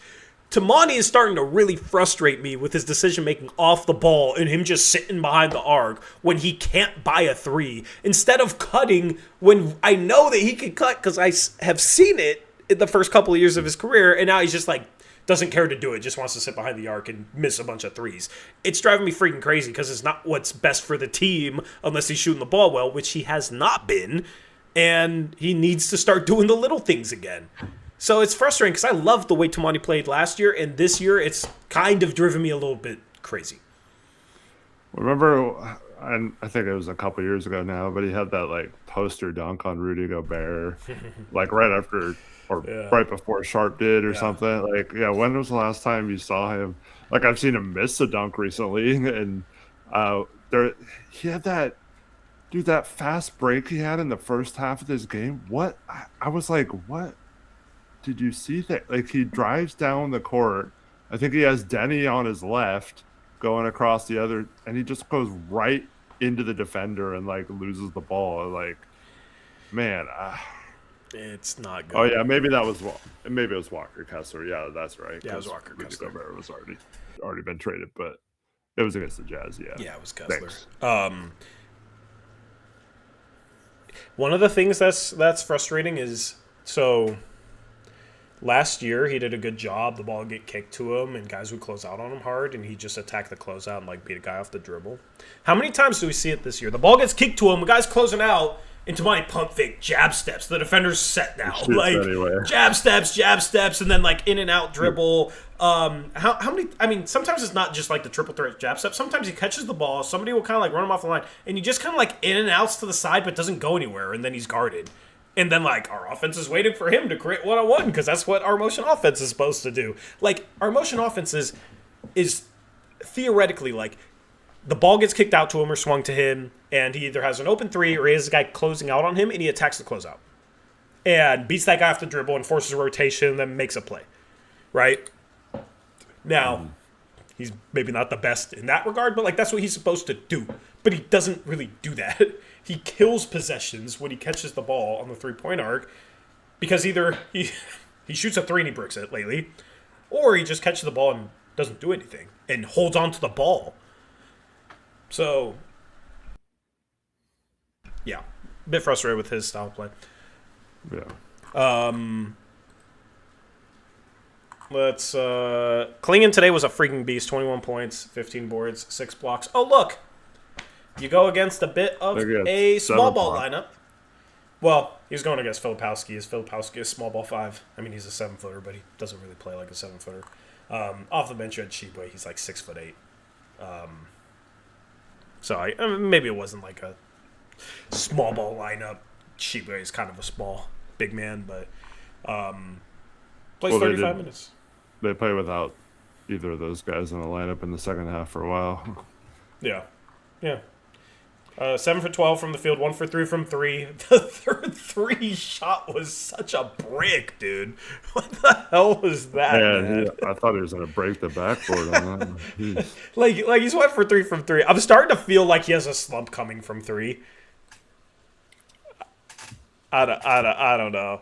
He was 1 for 4 last game, 0 for 1 the game before, 1 for 4 the game before that, 0 for 1. He's shooting like 28% from 3 in March. So if you look at the months, in December, 52%. In January, 25%. In February, 46%. So if he's going every other month, then this is the month where he's supposed to struggle from 3, I guess. I don't know. But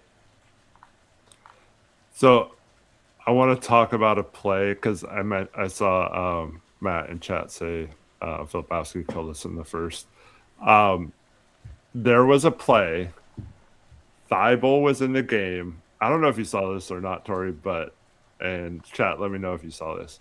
There was a play where Klingan clearly yells at Thybulle and points at him to go guard Filipowski up at the top of the key. And Thybulle, like, waves him off. And then Klingan has to help on the far side. And then they kick it out to Filipowski, and he nails a wide open 3. And Klingan was like immediately turns to Thybulle and said, "That's why I told you to like go and get him." How do you see this? I'm gonna look it up.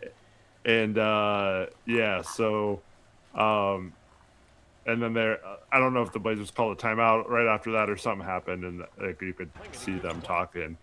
And man, I don't know, but like people think, oh, he was the opposite center. That's Klingan's fault.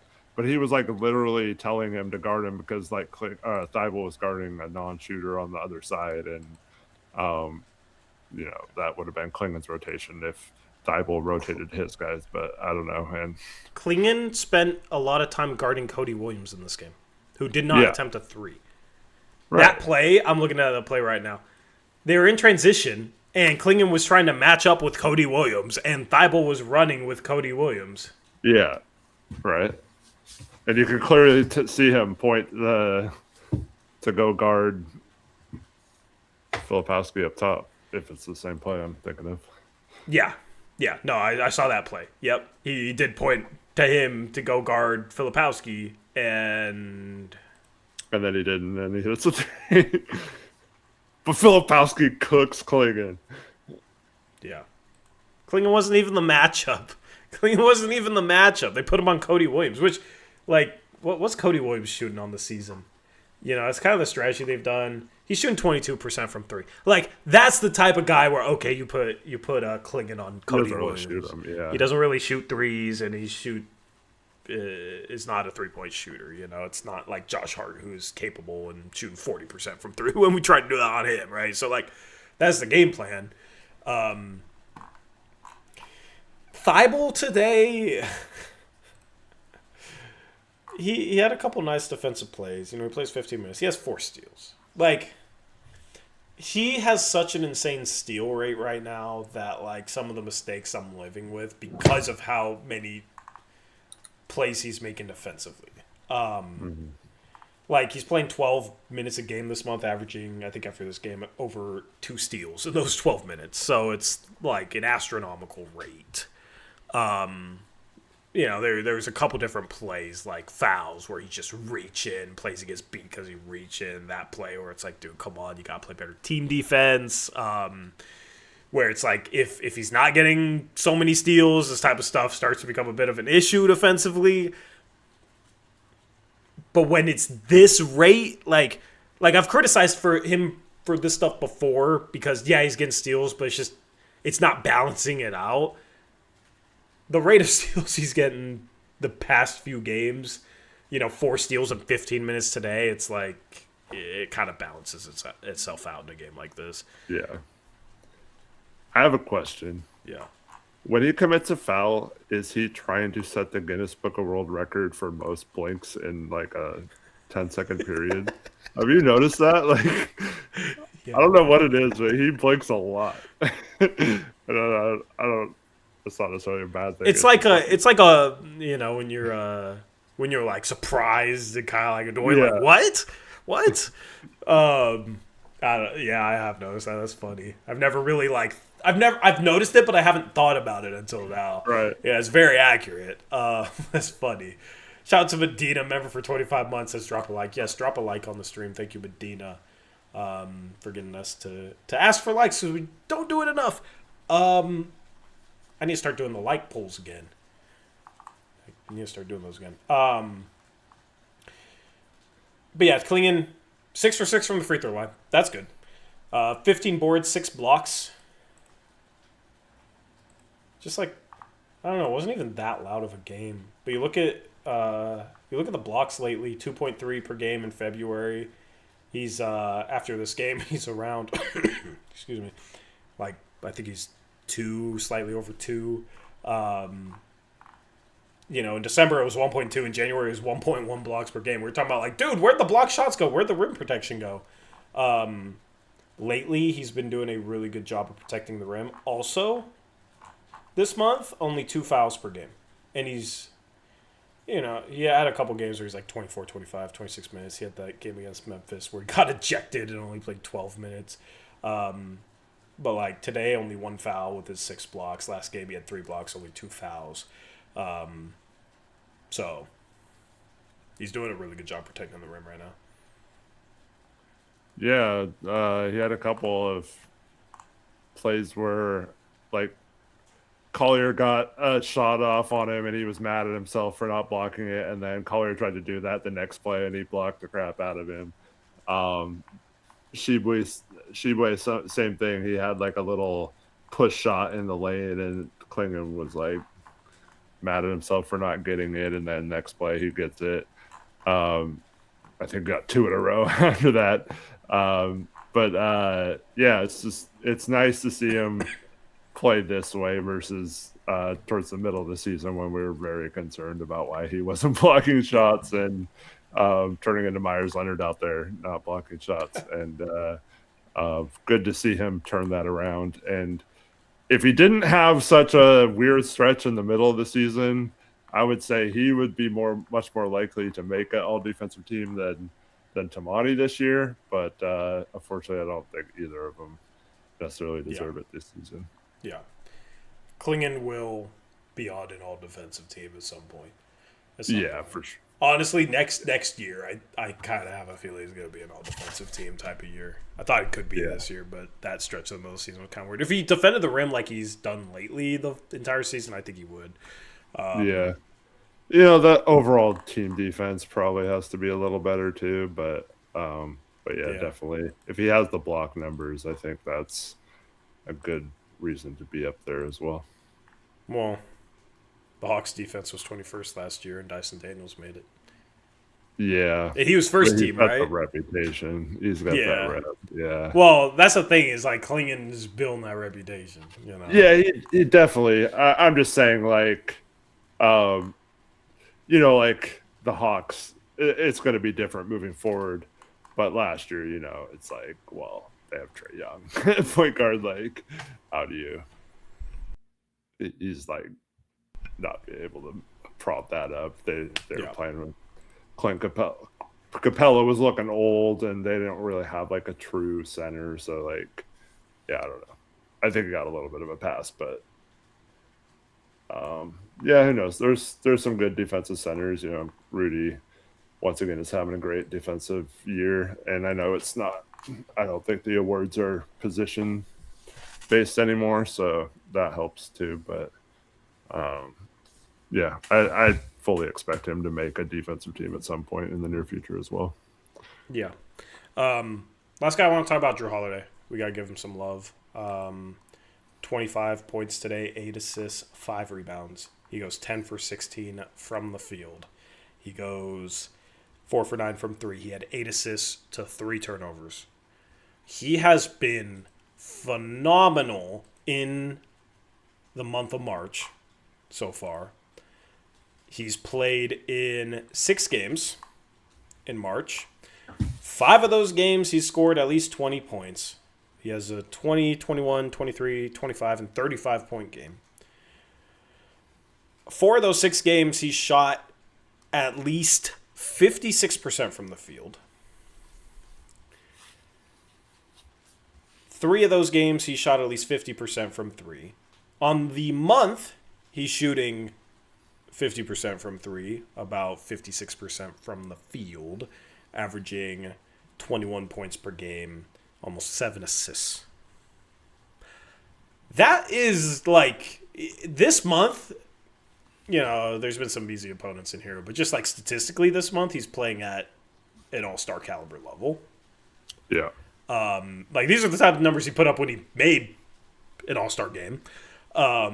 Defense, not quite what it used to be, but we're talking about a 36-year-old coming in, and the questions were like, he's, last couple of years, he's averaged like 11 points per game. He's been more off the ball. Can he come in here and can he score the ball? Like, can he run the offense? Can he, shoot the ball well from 3? Like, there were some severe doubts that he could even shoot, 35, 36% from 3. I was having arguments with people before the season that thought that we had a severe shooting downgrade in trading Anthony Simons for Jrue Holiday. And, maybe you had a little bit of a case, but, like, on the season, Jrue Holiday is shooting almost 39% from 3. After this game, it might be 39% from 3. On very solid volume.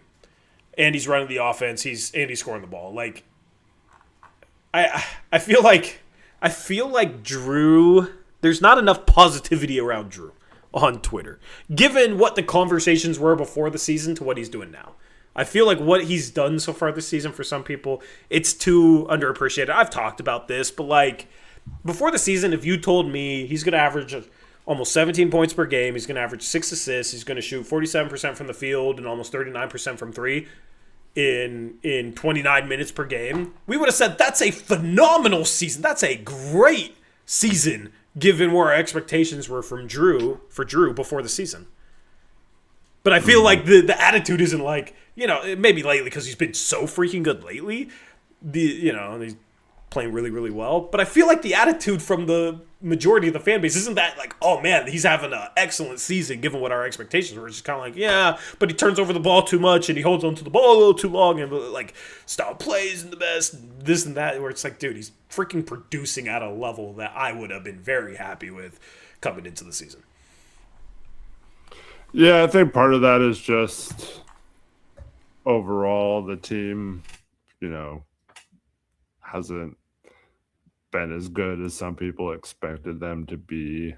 And then also he did miss a large chunk of the season. So, but I think it's more a product of a lot of people just got down that the Blazers were like an above 500 team or didn't look like they were going to get too many more wins than last year and build upon that success. So I think it's both. It's both people being a little too hard on them, but also I think they're looking for reasons to blame why the team isn't performing to where they possibly could be. I kind of got an issue with that, man, because it's not Drew's fault. Yeah, like given the expectations coming into this. Yeah, I mean, I think maybe people expect a little too much from, and I probably include myself in this, from a 36-year-old guard defensively, but also like our whole defense is underachieving. So how much of it is like situation? How much of it is individual players? We've seen Toumani regress defensively this season. Like the only guy that's kind of held his own weight defensively on the year is Donovan Klingan. And he even had a 2-month stretch where it's like he's not protecting the rim anymore. So, the whole defense has been a mess. But, I don't know. Like, some of it feels to me like some people want him to be the reason why we're not that good because they didn't like the trade. And I just don't think that's fair to Drew. You can feel however you want about the trade and think that the Blazers still shouldn't have made the trade. I mean, that's a valid opinion, even if I disagree with it. You can make the case the age plus the contract, plus you got 2 young guards and Dame coming back, etc. Like, you can make a case for why the trade maybe shouldn't have been made. You can certainly make a case for why the trade should have been made when you look at his production. This year, you can make a case on both sides, but yeah, sometimes I feel like it's just kind of like wanting him to be the issue, even though he's producing very, very well. And I don't think that's really like a valid thing to. I feel like people maybe put too much of the team's struggles this year on him instead of other causes. So I think I don't know. I don't know if I've fully looked into this enough to say this, but I did see people saying that he's been cooking bad teams and hasn't been good against good teams. I don't know if that's entirely accurate or not, but we have been playing lesser opponents lately. Well, let's see here. He struggled last game against Charlotte. At Houston, he had 20 points, 8 for 18. He cooked Memphis. He cooked Atlanta. At Charlotte's been one of the best teams in the league since the new year. He had 25 points, 9 for 16. Versus Minnesota on February 24th, he had 22 points, 9 for 16, 2 for 4 from 3. Versus Denver, first game out of the All-Star break, he had 19 points, only 2 assists, was 6 for 10 for the field, 4 for 8 from 3. Struggled in that Phoenix game. We won 92-77. Like, that was a bad opponent that he struggled against. That's one of his worst games since the All-Star break. Another one of his worst games since the All-Star break was at Chicago, at a tanking Chicago team where he's 4 for 15 from the field, 0 for 7 from 3. So I think since the All-Star... People are wrong. Yeah, I think since the All-Star break, that's not true. Maybe that was the case earlier in the season. I'm not going to go back through, like, all the games earlier in the season, but, like, I'll just look for kind of his best game. He had 27 at Utah. He had 24 at the Lakers, but they were shorthanded. 22 versus OKC, 7 for 16 shooting. 21 versus Toronto. Those were his 20-point games before February. So kind of a mixed bag there too. So Yeah, Yeah. I think he's he knows how to play against good teams too. Like he's played at the highest level. He's played in NBA Finals. It feels like the young guys that have the issues sometimes offensively in the fourth quarter when things get physical. They don't have playoff experience. They don't have a ton of late game experience. Andrew's made some late game mistakes this year, but it feels like some of the younger guys on the team that are more inexperienced that struggle against good teams, especially in the fourth quarter. Anyway, let's take a look at the standings. We'll just go to our tankathon scene here for the standings, I guess. And let me fix. Let me fix this. If it'll let me, my computer's slow today. Okay, here we go. So, the Blazers are in 10th. The Blazers are half a game behind Golden State. The problem is they are 3 losses behind the Clippers. You lost pace with the Clippers. You lost pace. Like, we've been trying to catch Golden State for all this time, and I was like, yay, we've almost caught Golden State, but the Clippers passed both of us, which kind of sucks. But, how many games are they away from clinching a play-in spot? Because they're 8.5 games ahead of the Grizzlies with 15 to go. Like 6 or something would be their magic number. In the next 2 weeks, like they could, and maybe in the next week and a half, because Grizzlies lose 3 more games and the Blazers win 4 more, and the worst case scenario is a tie, and I think the Blazers have the tiebreaker. Yeah, so you could be like the Blazers could be like 4 games away if Memphis keeps losing, which they've lost 7 in a row. So you'd be talking about this team clinching in like a week and a half, clinching that 10th seed. Like they're definitely going to be playing a playing game. So the 82nd game of the year, it's not going to be like, okay, goodbye for the post-game show. We'll still stream during the off season, but the off season's here. Not going to be that case. We're going to be talking about a playing opponent. I just hope that it's not like, oh, we're just locked into the 9-10 playing game a week and a half before the season because we lose to the Clippers on March 31st and we're like 5 games behind them. Hopefully we can keep pace with them somehow, but you just got to win games. That's why that Charlotte loss was so frustrating. The Houston loss was so frustrating. These losses add up at the end of the year. I mean, just look at this Clippers. Look at all those L's and then all those W's, man. All those W's, and they play Sacramento on ESPN for some reason tomorrow, second night of a back-to-back, but I mean, it's the Kings. Hopefully, New Orleans have been playing some competitive basketball lately. They barely lost to the Rockets. I had a 3-leg parlay, $3 bet to win $26, and I had the Rockets. The third leg of it was the Rockets winning by at least 1.5 points. So I was sweating out that game. I wanted my my Burgerville money, and the Rockets won by 2, so I won that. But that was against New Orleans at home. Like, New Orleans almost beat the Rockets in Houston. So, back-to-back games, I mean, the Pelicans aren't tanking. They don't have their pick. And you look at lately, they had a 4-game winning streak. They beat Toronto. They lost by 2 to Houston. They lost by 2 to Phoenix. This has been a team that's, they beat Minnesota on the road in early February. Since February 6th, they're 9-6?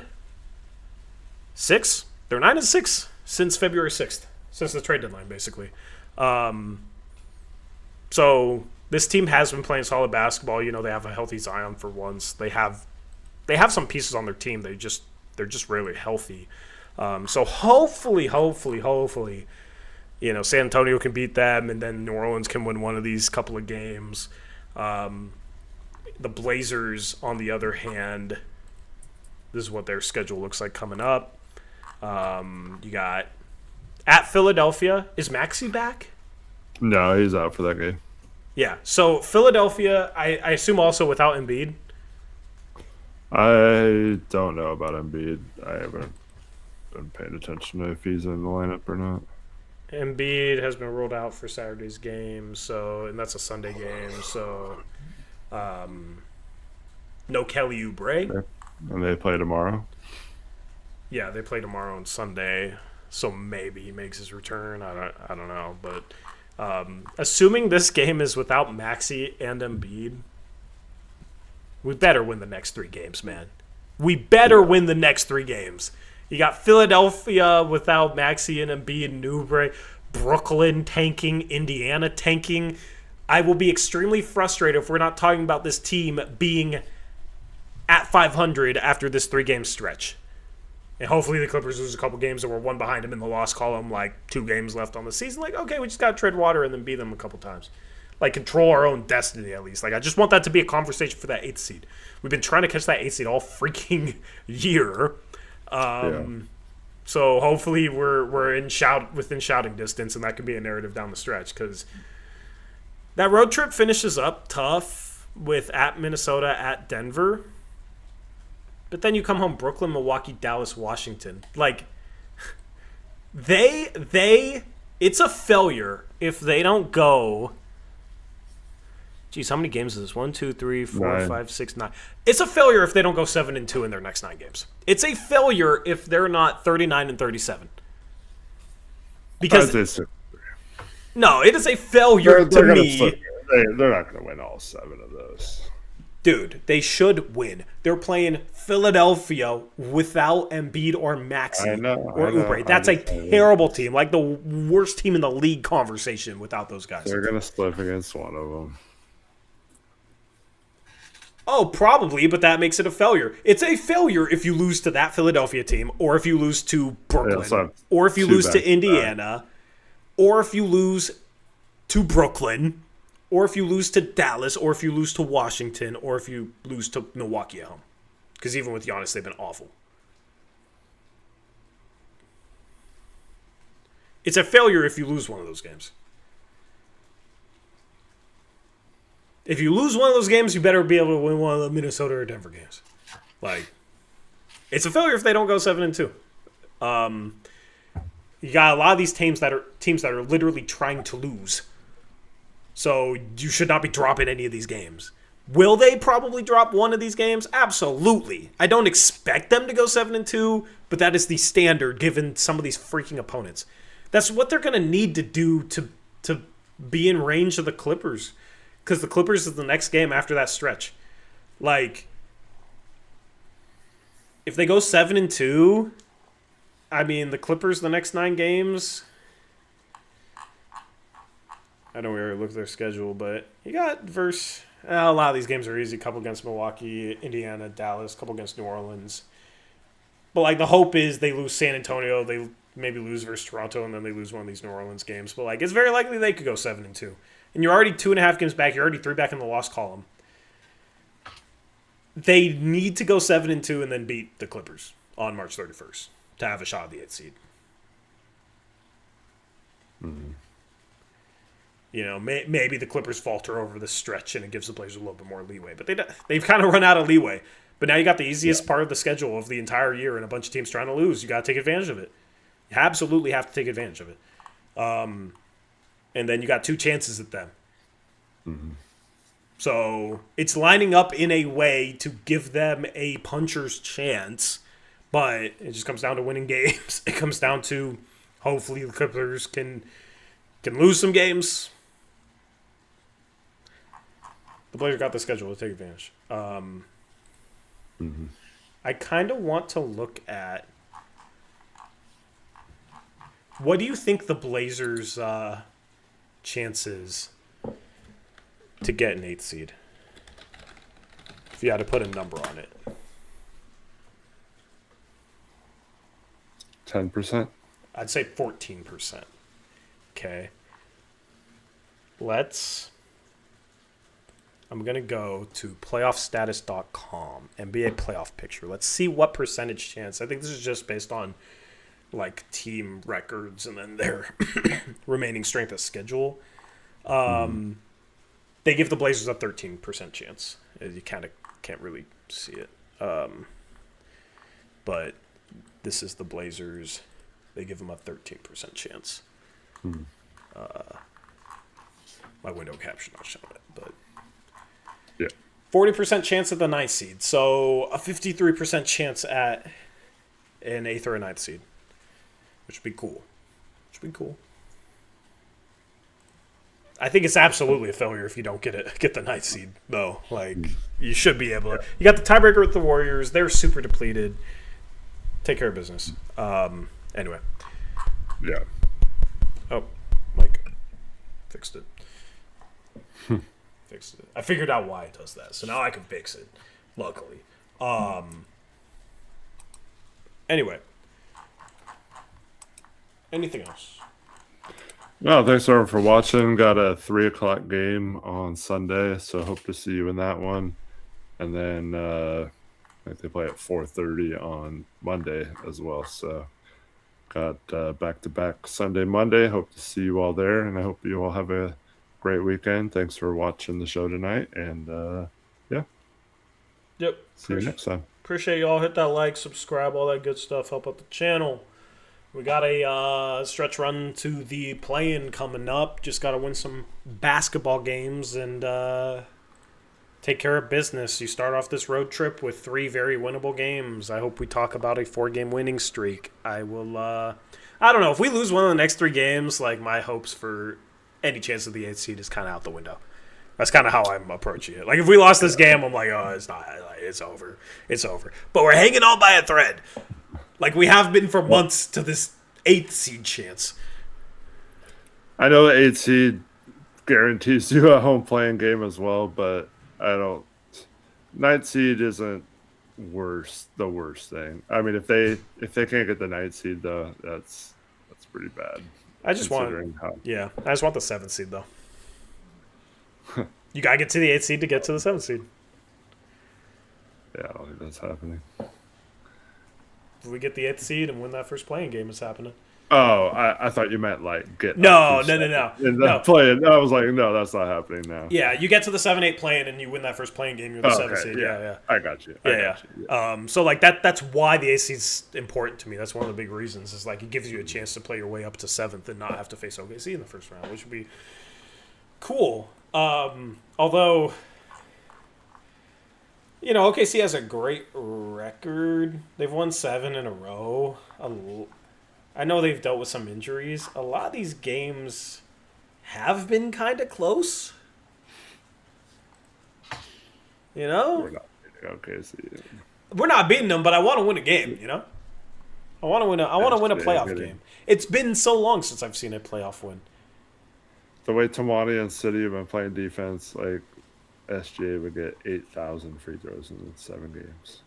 Well, it's the playoffs. We're allowed to be more physical. It plays right into our hands. Not us. True. Not against SGA. Yeah. I mean, they had Chet. They had SGA. I don't know. Like, here's the thing. Get that 8th seed. Could we beat them if they didn't have SGA? Maybe. It would certainly be. You never know what happens, man. You never know what happens. So, anyway, I don't know.